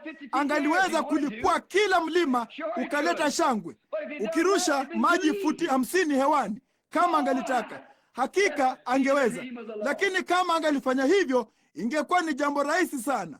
Lo jamani, jina la Bwana litukuzwe. Kwa nini Mungu aliacha jambo hili litukie? Ndugu Branham, ni kwa nini Mungu alifanya hivi? Mungu anafanya jambo hilo, mwache, endelea tu kusonga mbele. Hilo ni shauri la Mungu. Nyayo za mwenye haki zinaongozwa na Bwana. Naam Bwana. Inaleta tofauti gani? Nimepoteza fedha zangu zote, ndugu Branham. Vema, Mungu atukuzwe. Hata hivyo, lo, nilifanya hili na hili likatukia. Dhoruba ilibomoa nyumba yangu. Mungu atukuzwe. Hata hivyo, Bwana alitoa, Bwana ametoa. Jina la Bwana litukuzwe. Endelea tu kusonga mbele. Yote ni utukufu wa Mungu. Mungu anajua analofanya. Some through the water, some through the flood, some through deep trials, but all through the blood. Hivyo ndivyo anavyotuongoza. Hiyo ni kweli. Lo jamani, najisikia kana kwamba ningesimama tu na kupiga mayowe. Hivyo ndivyo anavyowaongoza watoto wake wapendwa. Lo, je, unaweza tu kusikia? Sasa mimi si mwanasaikolojia, bali je, mnaweza tu kuhisi roho huyo wa kupendeza sasa akifurika kwenye jengo hili? Vipi kama macho yetu yangefunguka sasa hivi na kuangalia kila kinachosimama karibu na pande za kuta hizi, huku na huko kwenye marefu ya kanisa? Elisha, asubuhi moja, wakati mvulana huyo alipokuwa kipofu tu alivyoweza kuwa, yeye alisema, angalia hao Waashuri kule chini. Kasema, lakini kuna wengi zaidi walio pamoja nasi. Kasema, sioni mtu. Kasema, Bwana yafungue macho ya mvulana huyo. Aliangalia pande zote kumzunguka nabii huyo mzee. Mahali pote hapo milima ilikuwa ikiwaka moto na farasi wa moto na magari ya moto. Ndipo basi aliporidhika, akasema, tutatoka twende tu na tukawapige kwa upofu. Macho yao yalikuwa ni mazuri tu kama yalivyopata kuwa, bali walikuwa ni vipofu kwake. Kasema, ati nyinyi nyote mnamtafuta Eliya? Kasema, naam Bwana. Njooni nitawaonyesha mahali aliko. Na huyo alikuwa ndiye akiwaongoza. Hawakujua jambo hilo. Hivyo ndivyo ilivyo siku hizi. Kristo yupo hapa. Roho Mtakatifu yupo hapa akifanya mambo yale yale ambayo amekuwa akifanya daima, nao ulimwengu ni kipofu kwa hayo. Hawajui jambo hilo. Lo, sijui kuhusu jambo hilo, mchungaji wangu. Lo, enyi maskini watu dhaifu, mnaona ninalomaanisha? Ni vipofu kwa hilo. Hawajui jambo hilo. Mungu anaongoza. Sasa walipanda wakaja kupitia kwenye bara ya Sini. Hakukuwako na maji kule. Mungu alikuwa ameandaa kila kitu. Lo, ndipo wakakuta kidimbwi cha maji, wakasema, haya hapa maji, wala wasingeweza hata kuyaonja. Lo, yalikuwa mabaya sana. Jamani, ni mabaya kuliko 100% ya salfa. Unaona, ni kama tu mayai yaliyooza, unajua. Lo jamani, ni mabaya sana. Yalikuwa ni sumu. Sasa iliitwa bara ya Sini. Mitende kadhaa hukuwa pale na chemchemi ambapo mitende hiyo ilikuwa. Ndipo Musa akasema, msinini. Mungu akasema, kwa nini wanafanya hivyo? Kwa nini wanafanya hivyo? Kwa nini wananikasirisha? Vema, kama nilifanya vile kule nyuma, hivi siwezi kufanya jambo fulani kuhusu hali hii? Kama alikutoa kutoka katika janga moja, hivyo hawezi kukutoa kwenye jingine? Alikutoa kutoka katika shida moja, hivi hawezi kukutoa kutoka katika nyingine? Mungu atukuzwe. Kama alinitoa kutoka katika dhambi, anaweza kunitoa kutoka kaburini. Yeye ni Mungu. Inaleta tofauti gani? Endelea tu, endelea kumtazama yeye. Kasema, kama nilifunga bahari ya Shamu nyuma na kuwazamisha majini hawa wa Misri, hivi siwezi kufanya jambo fulani kuhusu maji haya? Kwa nini mnanikasirisha? Lo, kutokuamini kwenu. Mnanikasirisha kwa sababu ya kutokuamini. Sasa neno hapa linalotumika ni dhambi, kukasirisha. Walifanya sababu ya kufanya hivyo, hawakuamini. Hawakutoka wakaanza kucheza dadi sasa na vitu kama hivyo. Hawakutoka na kwenda kufanya yasiyofaa na mke wa mtu fulani, na wakatoka wakaenda kusema uongo. Hivyo sivyo walivyokuwa wakifanya. Lakini hiyo si dhambi kwanza. Kuishi katika uzinzi si dhambi. kuvuta sigara, kutafuna tumbaku, kunywa pombe, kucheza kamari, kulaani, kuapa na kadhalika. Hayo si dhambi. Hayo ni matokeo ya kutokuamini. Unafanya hayo kwa kuwa wewe ni asiyeamini. Kama wewe ni mwamini, hufanyi mambo hayo. Hiyo ndio sababu Yesu alisema, yeye asikiaye maneno yangu na kumwamini yeye aliyenipeleka yuna uzima wa milele. Si asemaye anaamini, bali anayeamini hasa. Hilo hapo. Hilo linaondolea mbali thibitisho lenu la kwanza lote. Unaona? Sasa, haya basi, si yeye asikiaye maneno yangu na kupaza sauti. Si yeye asikiaye maneno yangu na kunena kwa lugha. Si yeye asikiaye maneno yangu na ana damu mkononi mwake ama usoni mwake ama chochote kile tena.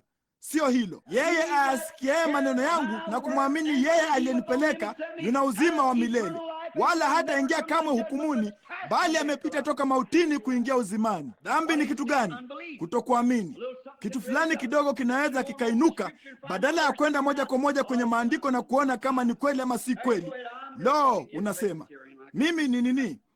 Saa unaona hapo, endelea tu. Nitaendelea tu kuwa mpresbiteri kama nilivyo. Unaona, endelea ewe kipofu, nawe unamkasirisha Mungu. Mungu anapofanya jambo lolote analitarajia taifa kulishika haraka, lakini badala ya kulishika, unajua vema, sijui kuhusu jambo hilo. Unaona, yeye anawatarajia watu kulipata. Kama unahusika vya kutosha, keti chini na maandiko, yapitie na uyachunguze mbele na nyuma, na uone kama jambo hilo lilitukia, kama limetabiriwa kuja kutimia na kadhalika, ndipo utalipata. Amina. Sasa angalia hapo leo, kama ninyi mtaisikia sauti yake, msifanye migumu mioyo yenu kama wakati wa kukasirisha, wakati Mungu alipokasirishwa nao. Unaona, maana ni akina nani waliokasirisha waliposikia injili aliyohubiri Musa? Walimkasirisha. Si wale wote waliotoka Misri wakiongozwa na Musa? Ni wangapi wanajua ni watu wangapi waliokolewa kutoka katika kundi hilo la mwanzo lililotoka? Ni wangapi? Wawili. Ni sawa. Ni wangapi wanaojua majina yao? Kalebu na Yoshua. Hilo ni sawa. Kalebu na Yoshua, hawa wawili peke yao kutoka katika milioni 2 na kitu. Sikilizeni hili. Lakini yeye, kifungu cha 17 sasa. Tena ni akina nani aliochukizwa nao miaka 40 kwa ajili ya kutokuamini? Si wale waliokosa wasioamini? Chukua kamusi uone dhambi maana yake ni nini. Chukua kamusi ya Biblia. Ni kutokuamini. Kutokuamini ni dhambi. Yeye asiamini amekwisha kuhukumiwa. Yohana Mtakatifu 4. Unaona, amekwisha kuhukumiwa. Ambao mizoga yao ilianguka katika jangwa. Tena ni akina nani aliowaapia ya kwamba hawataingia katika raha yake? Kutokuamini kwako. Lo, jinsi ambavyo sitaweza kamwe kufikia mlango wangu. Lakini angalia, hiyo ndio shida ya taifa hili siku hizi. Ishara na maajabu yamepita humu nchini. Watu wanafanya nini? Daima wanalipa jambo hilo kisogo. Naye akasema, nitaapa ya kwamba sitawaruhusu kuingia katika nchi walioelekea kwenda. Kuna shida gani na makanisa haya makubwa siku hizi? Kutokuamini kwao kumemkasirisha Mungu. Haleluya! Yeye anaweza kutoka katika mawe haya kumwinulia Ibrahimu watoto. Yeye alijaribu kuwapa Injili, nao wakaifanya migumu mioyo yao. Wanajiundia vikundi, kisha wakafanya madhehebu madogo madogo. Nasi tunaamini hivi, wala hakuna kitu kingine, wala Mungu asingeweza kuingia ndani. Wako wapi siku hizi? Wameketi kando ya njia. Kundi dogo la Mungu lililoaminifu linasonga mbele moja kwa moja, pamoja na ishara na maajabu. Yeye anawapa majaribio. Kila mwana amjiaye Mungu hana budi kwanza kujaribiwa na kuchunguzwa. Mtoto aliyefunzwa. Jambo dogo la kwanza lilipotukia, lo, vema, labda hakuna kitu chochote kwenye jambo hilo. Hata hivyo, wewe ndiye yule mtoto haramu, wala si mwana wa Mungu, kwa kuwa mwana wa Mungu ni mzao wa Ibrahimu, ambaye anaita mambo yale ambayo hayakuwako kana kwamba yalikuwako. Mungu alisema hivyo, na anaendelea tu kusonga mbele. Amina. Haidhuru ni kitu gani kinachosemwa ama chochote kingine, Wanaendelea kusonga mbele. Hata hivyo, Mungu alisema hivi, alimngojea mtoto huyo kwa muda wa miaka 25. Haidhuru lilikuwa ni jambo la kinyume jinsi gani, naye alijitenga na hawa wasioamini. Amina, kusudi apate kuamini. Lo jamani, ninajisikia wa kiroho. Wazia jambo hilo. Inakupasa kujitenga na hilo fundisho la shati la ulimwengu. Hizo siku za miujiza zimepita. Hakuna kitu kama hicho. Hizo ni siasa kali. Jitenge nao. Biblia ilisema, tokeni kwao mkatengwe nao, asema Bwana, nami nitawapokea. Ni ajabu jinsi gani! Nitawapokea baada ya ninyi kujitenga. Mtakuwa watoto wangu, nitakuwa Mungu wenu. Jitengeni, msijifungie nira pamoja na wasioamini. Hiyo ni kweli. Kijana mwanamume anayetaka kuoa alimuoa msichana asiamini, ama msichana mbichi anaolewa na mvulana asiamini. Usifanye hivyo. Sijali huyo mvulana ana sura nzuri vipi, na ama huyo msichana ni mzuri jinsi gani, na vile macho hayo makubwa alionayo yalivyo, yote yatafifia moja ya siku hizi. Lakini ndugu, nafsi yako itaishi milele. Uwe mwangalifu kwa yale unayofanya. Kama huyo msichana si mwaminio halisi, ama huyo mvulana si mwaminio halisi, usijifungie nira namna hiyo. Kaa mbali na hilo, yatakuletea shida safarini. Sasa sikilizeni kifungu cha 17. Tena nani aliochukizwa nao miaka 40? Si wale waliokosa, ambao mizoga yao ilianguka katika jangwa?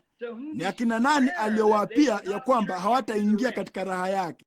Walianza kutoka, bali waliona miujiza, bali kamwe hawakuingia katika nchi ya ahadi. Ni wachache tu waliochaguliwa, wawili wao walioingia kwenye nchi ya ahadi. Sasa Paulo anafanya nini? Anawazungumzia Wakristo sasa. Msiache injili hii iliyohubiriwa kule nyuma katika ishara na maajabu na nguzo ya moto ikawaongoza. Wakati mambo haya yatakapoanza kutukia tena, msiangukie kando ya njia kwa kutokuamini. Mwanze kutilia shaka, kwa kuwa mizoga yao ilianguka nyikani. Sasa tunaingia upesi sasa.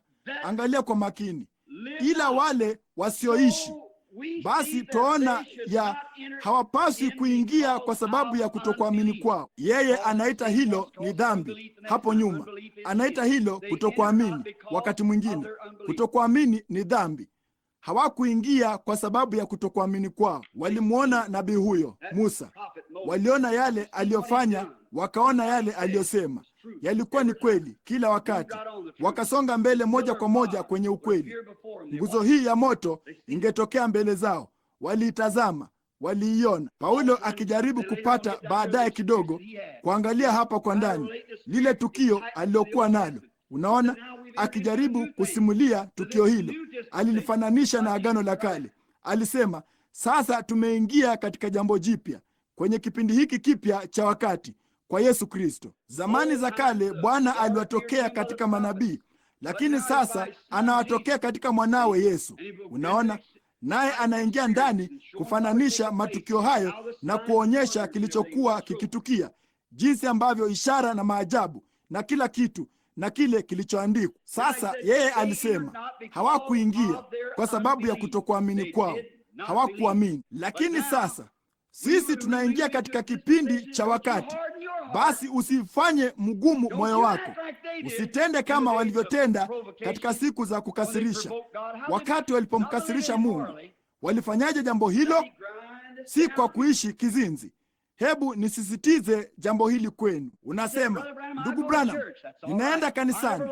Hilo ni sawa. Sijapata kusema uongo maishani mwangu. Hilo ni sawa. Sijawahi kuiba. Sijawahi kufanya hili, lile ama linginelo. Hilo ni zuri sana. Hayo yote ni mazuri. Lakini hayo yangali siyo dhambi. Dhambi ni wakati Mungu anapojionyesha mwenyewe, nawe unakosa kuliamini jambo hilo. Hutalisikiliza. Lo, unasema, kanisa langu halifundishi jambo hilo. Mradi Biblia inalifundisha na Mungu analithibitisha, hilo ndilo sahihi. Sasa hebu angalia kwa muda kidogo tu. Sasa tutaanza sasa jambo fulani halisi lenye kilindi sana. Sasa weka dhamira yako kwenye mfuko wa kizibao chako mpaka utakapotoka nje. Sasa angalia kwa makini sana. Basi ikiwa ikaliko ahadi ya sisi kuingia katika yake, tuogope ya mwanamume ya mwanamke, viwakilishi nafsi. Sasa ati nini? Mmoja wenu asije akaonekana ameikosa. Sasa Paulo anajaribu kuambia katika mlango uliotangulia kuhusu mambo haya yote, bali sasa anajaribu kuambia kwamba ni nini. Lo, je, tuna muda? Mimi labda afadhali tungojee mpaka usiku wa leo, wakati unaenda nasi tutakuwa na ibada ya maombi. Labda afadhali tuendelee nalo usiku wa leo, sababu hili kweli limejaa vitamini za kiroho. Tuna mengi ya kufanya, nami nina kazi nyingi alasiri ya leo. Hebu tunini basi, ikiwa ikaliko ahadi, na tuogope. Sasa je, walikuwa na ahadi ya nchi iliyoahidiwa huko Misri? Na wakati Mungu aliposhuka kuifanya ahadi hii dhahiri, mbona Mungu alimwambia Ibrahimu mamia na mamia ya miaka hapo kabla ya kwamba atafanya hivyo? Lilikuwa ni la kimaandiko. Yusufu alisema, msiiondoe mifupa yangu hapa mpaka mtakapokwenda kwenye ile nchi ya ahadi na mnizike huko pamoja na baba zangu wengine. Maana yeye alijua ufufuo ulikuwa unakuja hapo Yesu alipofuka katika wafu, maana alikuwa amejua yale Ayubu aliyosema. Unaona, kila mmoja wao hawa manabii alijua yale hasa huyo nabii mwingine aliyokuwa amesema. Nao walijua ya kwamba roho wao alikuwa ni mmoja, nao walikuwa wakingoja. Lo, ndugu, lo, hilo linapaswa kututikisa kutoka katika hali yetu ya kilimwengu. Walikuwa wameelekeza macho yao si kwenye yale watu waliokuwa wakisema, bali yale hao manabii waliosema. Kila mmoja wao alikuwa akiangalia. Ibrahimu alisema, nizikeni papa hapa ambapo Ayubu alizikwa. Kasema, Sara, nitanunua kisehemu cha ardhi, tutazikwa papa hapa. Isaka alikuwa ni nabii kama baba yake.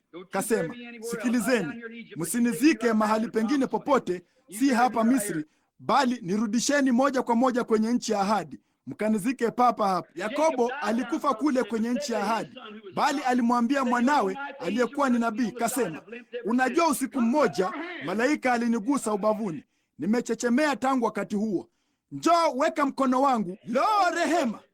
Mwanangu nabii, mimi ni mzee na ni kipofu, lakini weka mkono wako mtakatifu, kwa kuwa wewe mwenyewe ni nabii. Uweke mahali ambapo yule malaika aliweka mkono wake, na uniapie kwa Mungu wa mbinguni ya kwamba hutanizika huku, na atukuzwe hapo. Je, unaona ufunuo wa kiroho wa neno? Mbona nusu ya hao, karibu 90%, hawakujua yale aliyokuwa akisema, bali yeye alijua aliyokuwa akisema. Weka mikono yako ya nabii mahali hapa ambapo malaika aliweka mkono wake.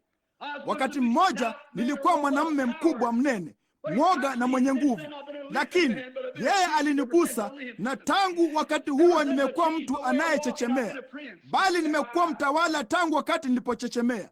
Tangu wakati huo nilibadilisha mwenendo wangu, nimekuwa mtawala. Naam, weka mkono wako hapa hapa kwa Mungu wa mbinguni, hutanizika hapa. Kwa nini? Hakuna mtu aliyejua yale aliyokuwa akisema. Yusufu alijua. Alisema, nichukueni mnipeleke kule na mkanizike katika ile nchi ya ahadi. Huko ndiko jambo lilokuwa. Bila shaka, wakati Yusufu alipokufa miaka kadhaa baadaye, yeye alisema, msinizike huku, bali iangalieni mifupa yangu mnapopita, maana siku moja mtaondoka hapa, na mtakapoondoka ichukueni mifupa yangu mwende nayo. Haya basi, acha ulimwengu useme watakaye, na wafanye wanavyotaka kufanya. Jina la Bwana litukuzwe. Niweke katika Kristo.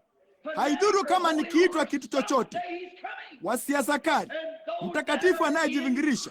Siku moja yeye yuwaja, na wale walio katika Kristo Mungu atawaleta pamoja naye atakapokuja. Yote ni kweli ya kiroho iliyofunuliwa, iliyolala papo hapo, na inahitaji nia ya kiroho kushika hilo. Tulieni kwenye hilo siku nzima. Wazieni jambo hilo. Hata kama hutakula chakula chako cha jioni, Wazia jambo hilo, na usiku wa leo tutaingia katika raha yake iliyosalia na tuone kwamba ahadi hii ni kitu gani siku hizi. Kitu hiki ni nini siku hizi? Kama Mungu hana hiyo hapa katika Biblia na kuidhibitisha kwamba iko papa hapa sasa, basi mimi ni nabii wa uongo. Hiyo ni kweli kabisa, lakini iko hapa. Raha hii ni nini? Yeye alisema, sasa basi ikiwa ikaliko ahadi yetu ya kuingia kama tu vile walivyofanya, na tuogope. Nayo inapaswa kuwa ni ahadi ile ile, inapaswa kuwa ni raha ile ile, inapaswa kuwa ni Mungu yeye yule, inapaswa kuwa ni ishara zile zile, inapaswa kuwa ni jambo lile lile, bali na tupate raha. Sasa ni nini? Bwana na atupe hilo usiku wa leo tunapoinamisha vichwa vyetu. Bwana uhimidiwaye, umilele pekee ndio utakaofunua hayo mambo makuu ambayo sasa tunayashiriki pamoja. Ni vigumu.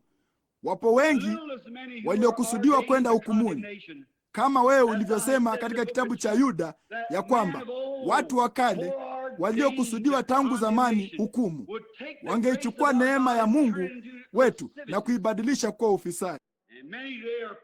Na wengi siku hizi wanahubiri Injili, neema ya Mungu, wanaifanya kuwa mradi wa kujipatia fedha, wakiwa na kanisa kubwa maarufu na wengi zaidi katika shule ya Jumapili, wakichukua neema ya Mungu na kuibadilisha kuwa ufisadi.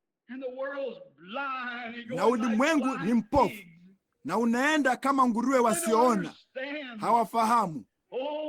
Mungu, tufungulie ufahamu. Jalia ufahamu wetu usiwe kama wa watoto wa ulimwengu huu, kwa kuwa umesema katika neno lako ya kwamba wana wa ulimwengu huu ni werevu kuliko wana wa nuru. Hapo mwanzo ilikuwa hivyo.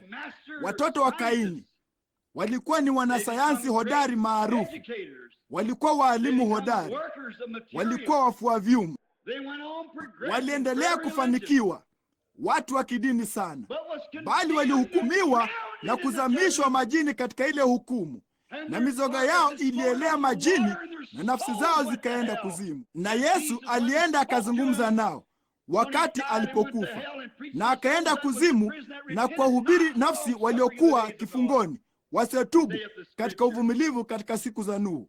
Yanasema maandiko. Na Mungu wakati aliposimama duniani alisema, kama ilivyokuwa katika siku za Nuhu, ndivyo itakavyokuwa katika kuja kwake Mwana wa Adamu. Lakini tunaona ukoo wa Sethi, basi watu wanyenyekevu, watu halisi wa Mungu, wakiwa hawajui mambo mengi sana ya ulimwengu, wasiojali mambo ya ulimwengu hata kidogo, bali walikuwa wameweka kando kila mzigo na walikuwa wamemwamini Mungu, na wakawa manabii na watu mashuhuri katika ule ufalme. Wakati hao wengine, ulimwengu huo mwingine wa kidini, waliwacheka wakawadhihaki, bali saa iliwadia ambapo mafuriko na hukumu vilikuja. Ndivyo ilivyokuwa katika kule kuja kwa Yesu Kristo, jinsi walivyomcheka na kumdhihaki, wakati wakiwa walikuwa na dini zao na makanisa yao makubwa, bali walimdhihaki nyota ya asubuhi, nao wakamcheka. Lakini hata hivyo waliingia hukumuni, na wakati walipokimbia na kuingia Yerusalemu, huko walikula watoto wao wenyewe kutokana na njaa kali, na damu yao ikatiririka kwenye malango ya barabara za mji wakati walipouteketeza mji na hekalu, na nafsi zao zikaenda kuzimu. Bwana, sisi hapa tena kwenye watatu. Hiki ni kipindi katika maisha.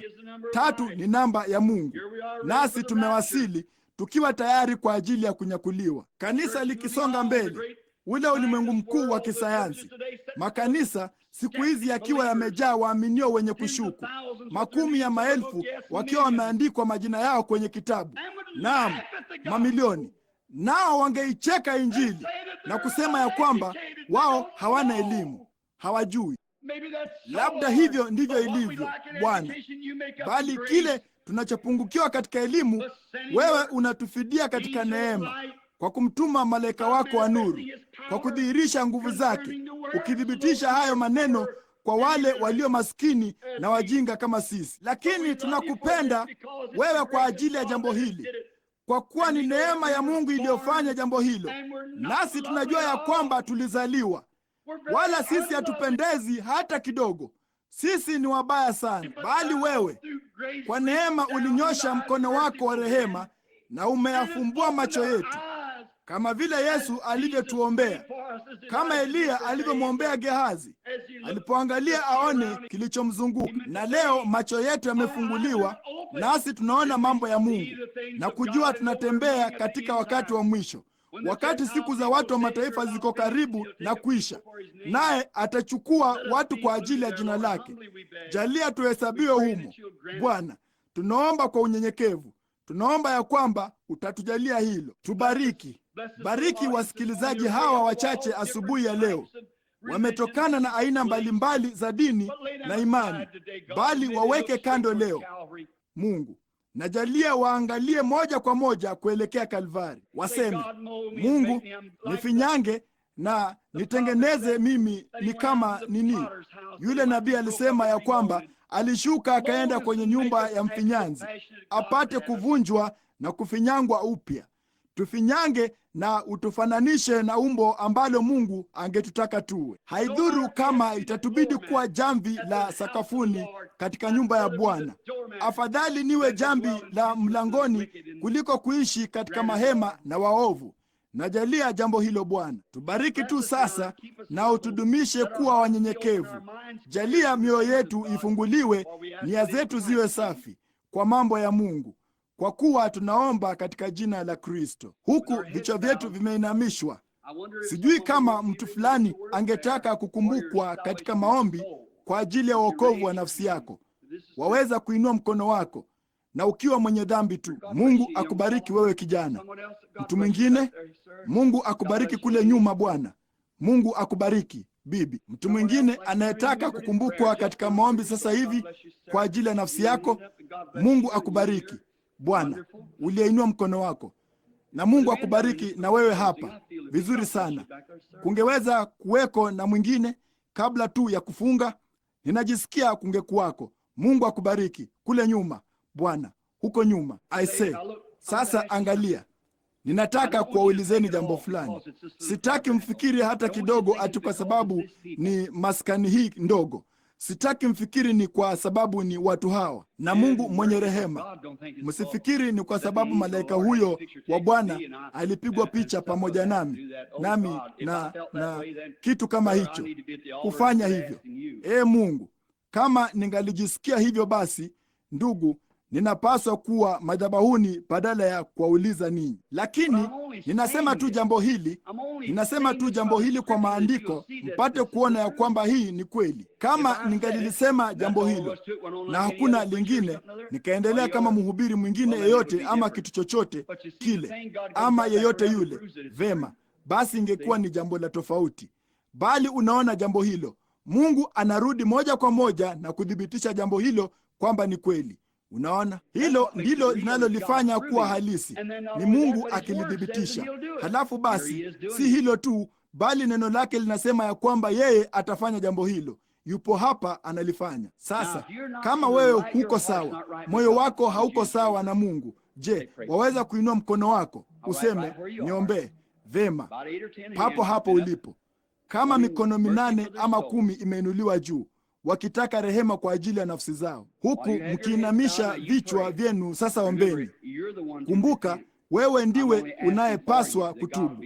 Mimi ninakuombea tu ya kwamba Mungu atakurehemu. Lakini hiyo ndiyo madhabahu. Mungu amewaleta mahali fulani niani mwenu. Hiyo ndiyo madhabahu. Tunaamini katika kuja madhabahuni, hakika, lakini hilo halinini.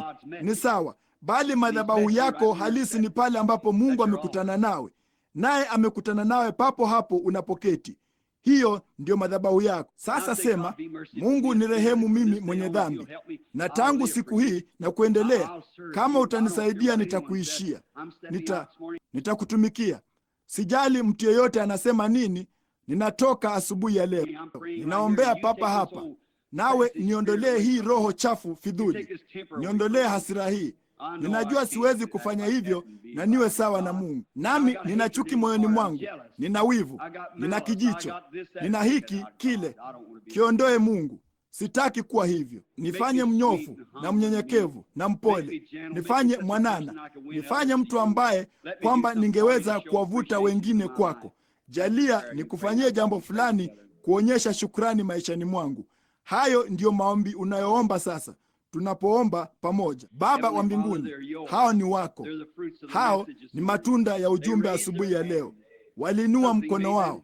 Kitu fulani kiliwafanya wafanye hivyo. Wao waliasi kanuni za uvutano wa dunia walipoinua mikono yao. Kulikuwako na roho ndani yao iliyofanya uamuzi. Waliinua mikono yao ya kwamba walimkubali muumba aliyewaumba. Sasa Baba wa mbinguni, ninaomba ya kwamba utawabariki na kuwapa uzima wa milele sasa hivi. Hakuna kitu ningaliweza kufanya, kuwaita madhabahuni, kuwaweka katika chumba kingine, kufanya kazi yote. Hilo linakuhitaji wewe kulifanya, Bwana. Sisi hatuwezi kufanya zaidi ya kuhubiri neno. Wewe ulisema imani chanzo chake ni kusikia neno la Mungu. Sasa tumelihubiri neno, nao wameinua mikono yao ya kwamba waliliamini. Sasa wape uzima wa milele, maana wewe uliahidi utafanya hivi. Kama walikuwa ni waaminifu katika kuinua mikono yao, watatoka humu jengoni asubuhi ya leo Mkristo mnyofu, mpole, mnyenyekevu, kwa maana wewe uliahidi jambo hilo, wala maneno yako hayawezi kushindwa. Ninaomba hayo katika jina la Yesu Kristo. Amin.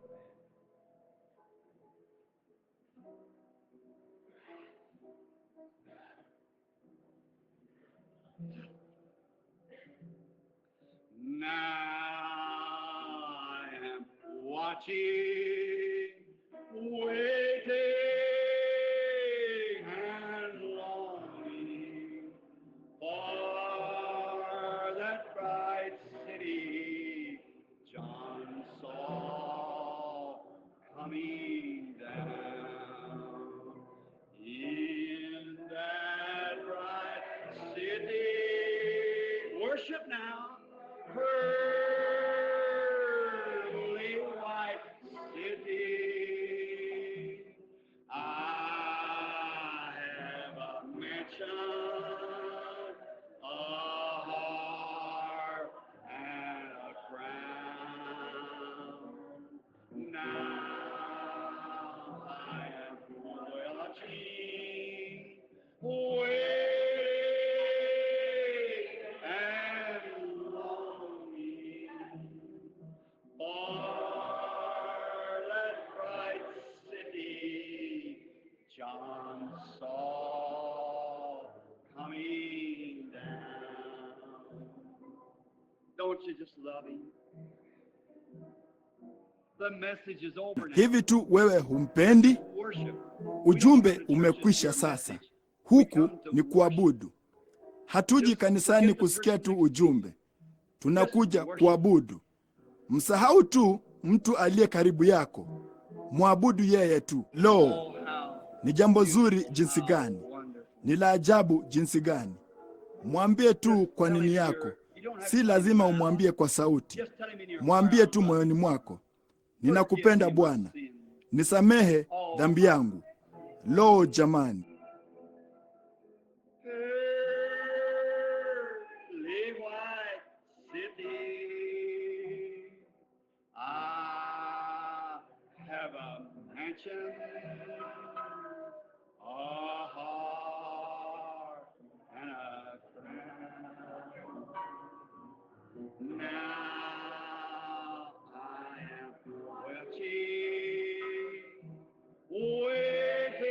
waiting and longing for that white city John saw coming down. Baba yetu, Mungu tupokee. Tunangojea tunapolisikiliza neno. Tunatamani. Mioyo yetu inakuonea wewe kiu kama ayala anavyokionea kiu kijito cha maji. Nafsi yetu inakuonea kiu wewe, ee Mungu. Longing and waiting. Ninatamani na kungojea. Ninaingojea ile saa na wakati Yesu atakapokuja, nikingojea wakati tutakapoitwa mbinguni. Sio kusimama mbele ya hakimu hukumuni, tayari imepita. Sisi tumekufa kwa mambo ya ulimwengu, tumeingia ndani ya Kristo, naye alichukua hukumu yetu. Yeye ni wakili wetu sasa kwenye kiti cha haki, wakili wetu ahimidiwaye, ambaye tunapokiri yeye anatutetea kesi yetu mpaka tunajua ya kwamba hatustahili. Kama maskini dada mmoja asubuhi ya leo alivyosema katika ushuhuda wake, na akiweka mapeni yake, tangu nilipokuja hapa nimejifunza ya kwamba si utakatifu wangu, ni utakatifu wa Mungu. Hakika Bwana, tunawafundisha watu hakuna kitu chema katika mwanadamu hata kimoja. Mwanadamu ni nini hata umjali, bali ni neema ya Mungu iliyotujilia, nasi tunatumainia tu katika matendo yake mema, si katika yetu. Nasi tunakuabudu Mungu aliye mtakatifu sana, kwa ajili ya wema wako kutuhesabu katika ufalme wako mkuu, katika mipango yako mikuu. Tunakupokea mioyoni mwetu kwa imani na kwa neema. Tunaamini ya kwamba wewe umetupa hilo kwa ajili ya utukufu wa Mungu, kwa utumishi wa Mungu. Sasa Bwana, waponye wagonjwa wanapokuja kuombewa asubuhi ya leo. Wape hiyo furaha ambapo wanatamani kuwa wazima. Jalia wajue ya kwamba mateso haya madogo mepesi yaliyowekwa juu yao ni wakati mfupi tu wa kujaribiwa. Mungu anajua yote kuhusu hayo. Aliyafanya hayo ili aone kile tungalifanya kuyahusu. Jinsi ambavyo Mungu, jalia watoke moja kwa moja wakadai kazi hiyo iliyomalizika. Naomba wewe, jalia wasikukasirishe kwa kukimbia hapa na pale na ndani na nje. Vema, sijui jambo hili lile. Bwana, jalia wachukue msimamo imara, waseme, Bwana, wewe ndiwe uliyeniokoa, wewe ndiwe uliyenifanyia mambo haya. Ninakuamini wewe, nami ninakutumainia leo. Nami naomba ya kwamba utawajalia watu hawa jambo hili katika jina la Kristo. Amina.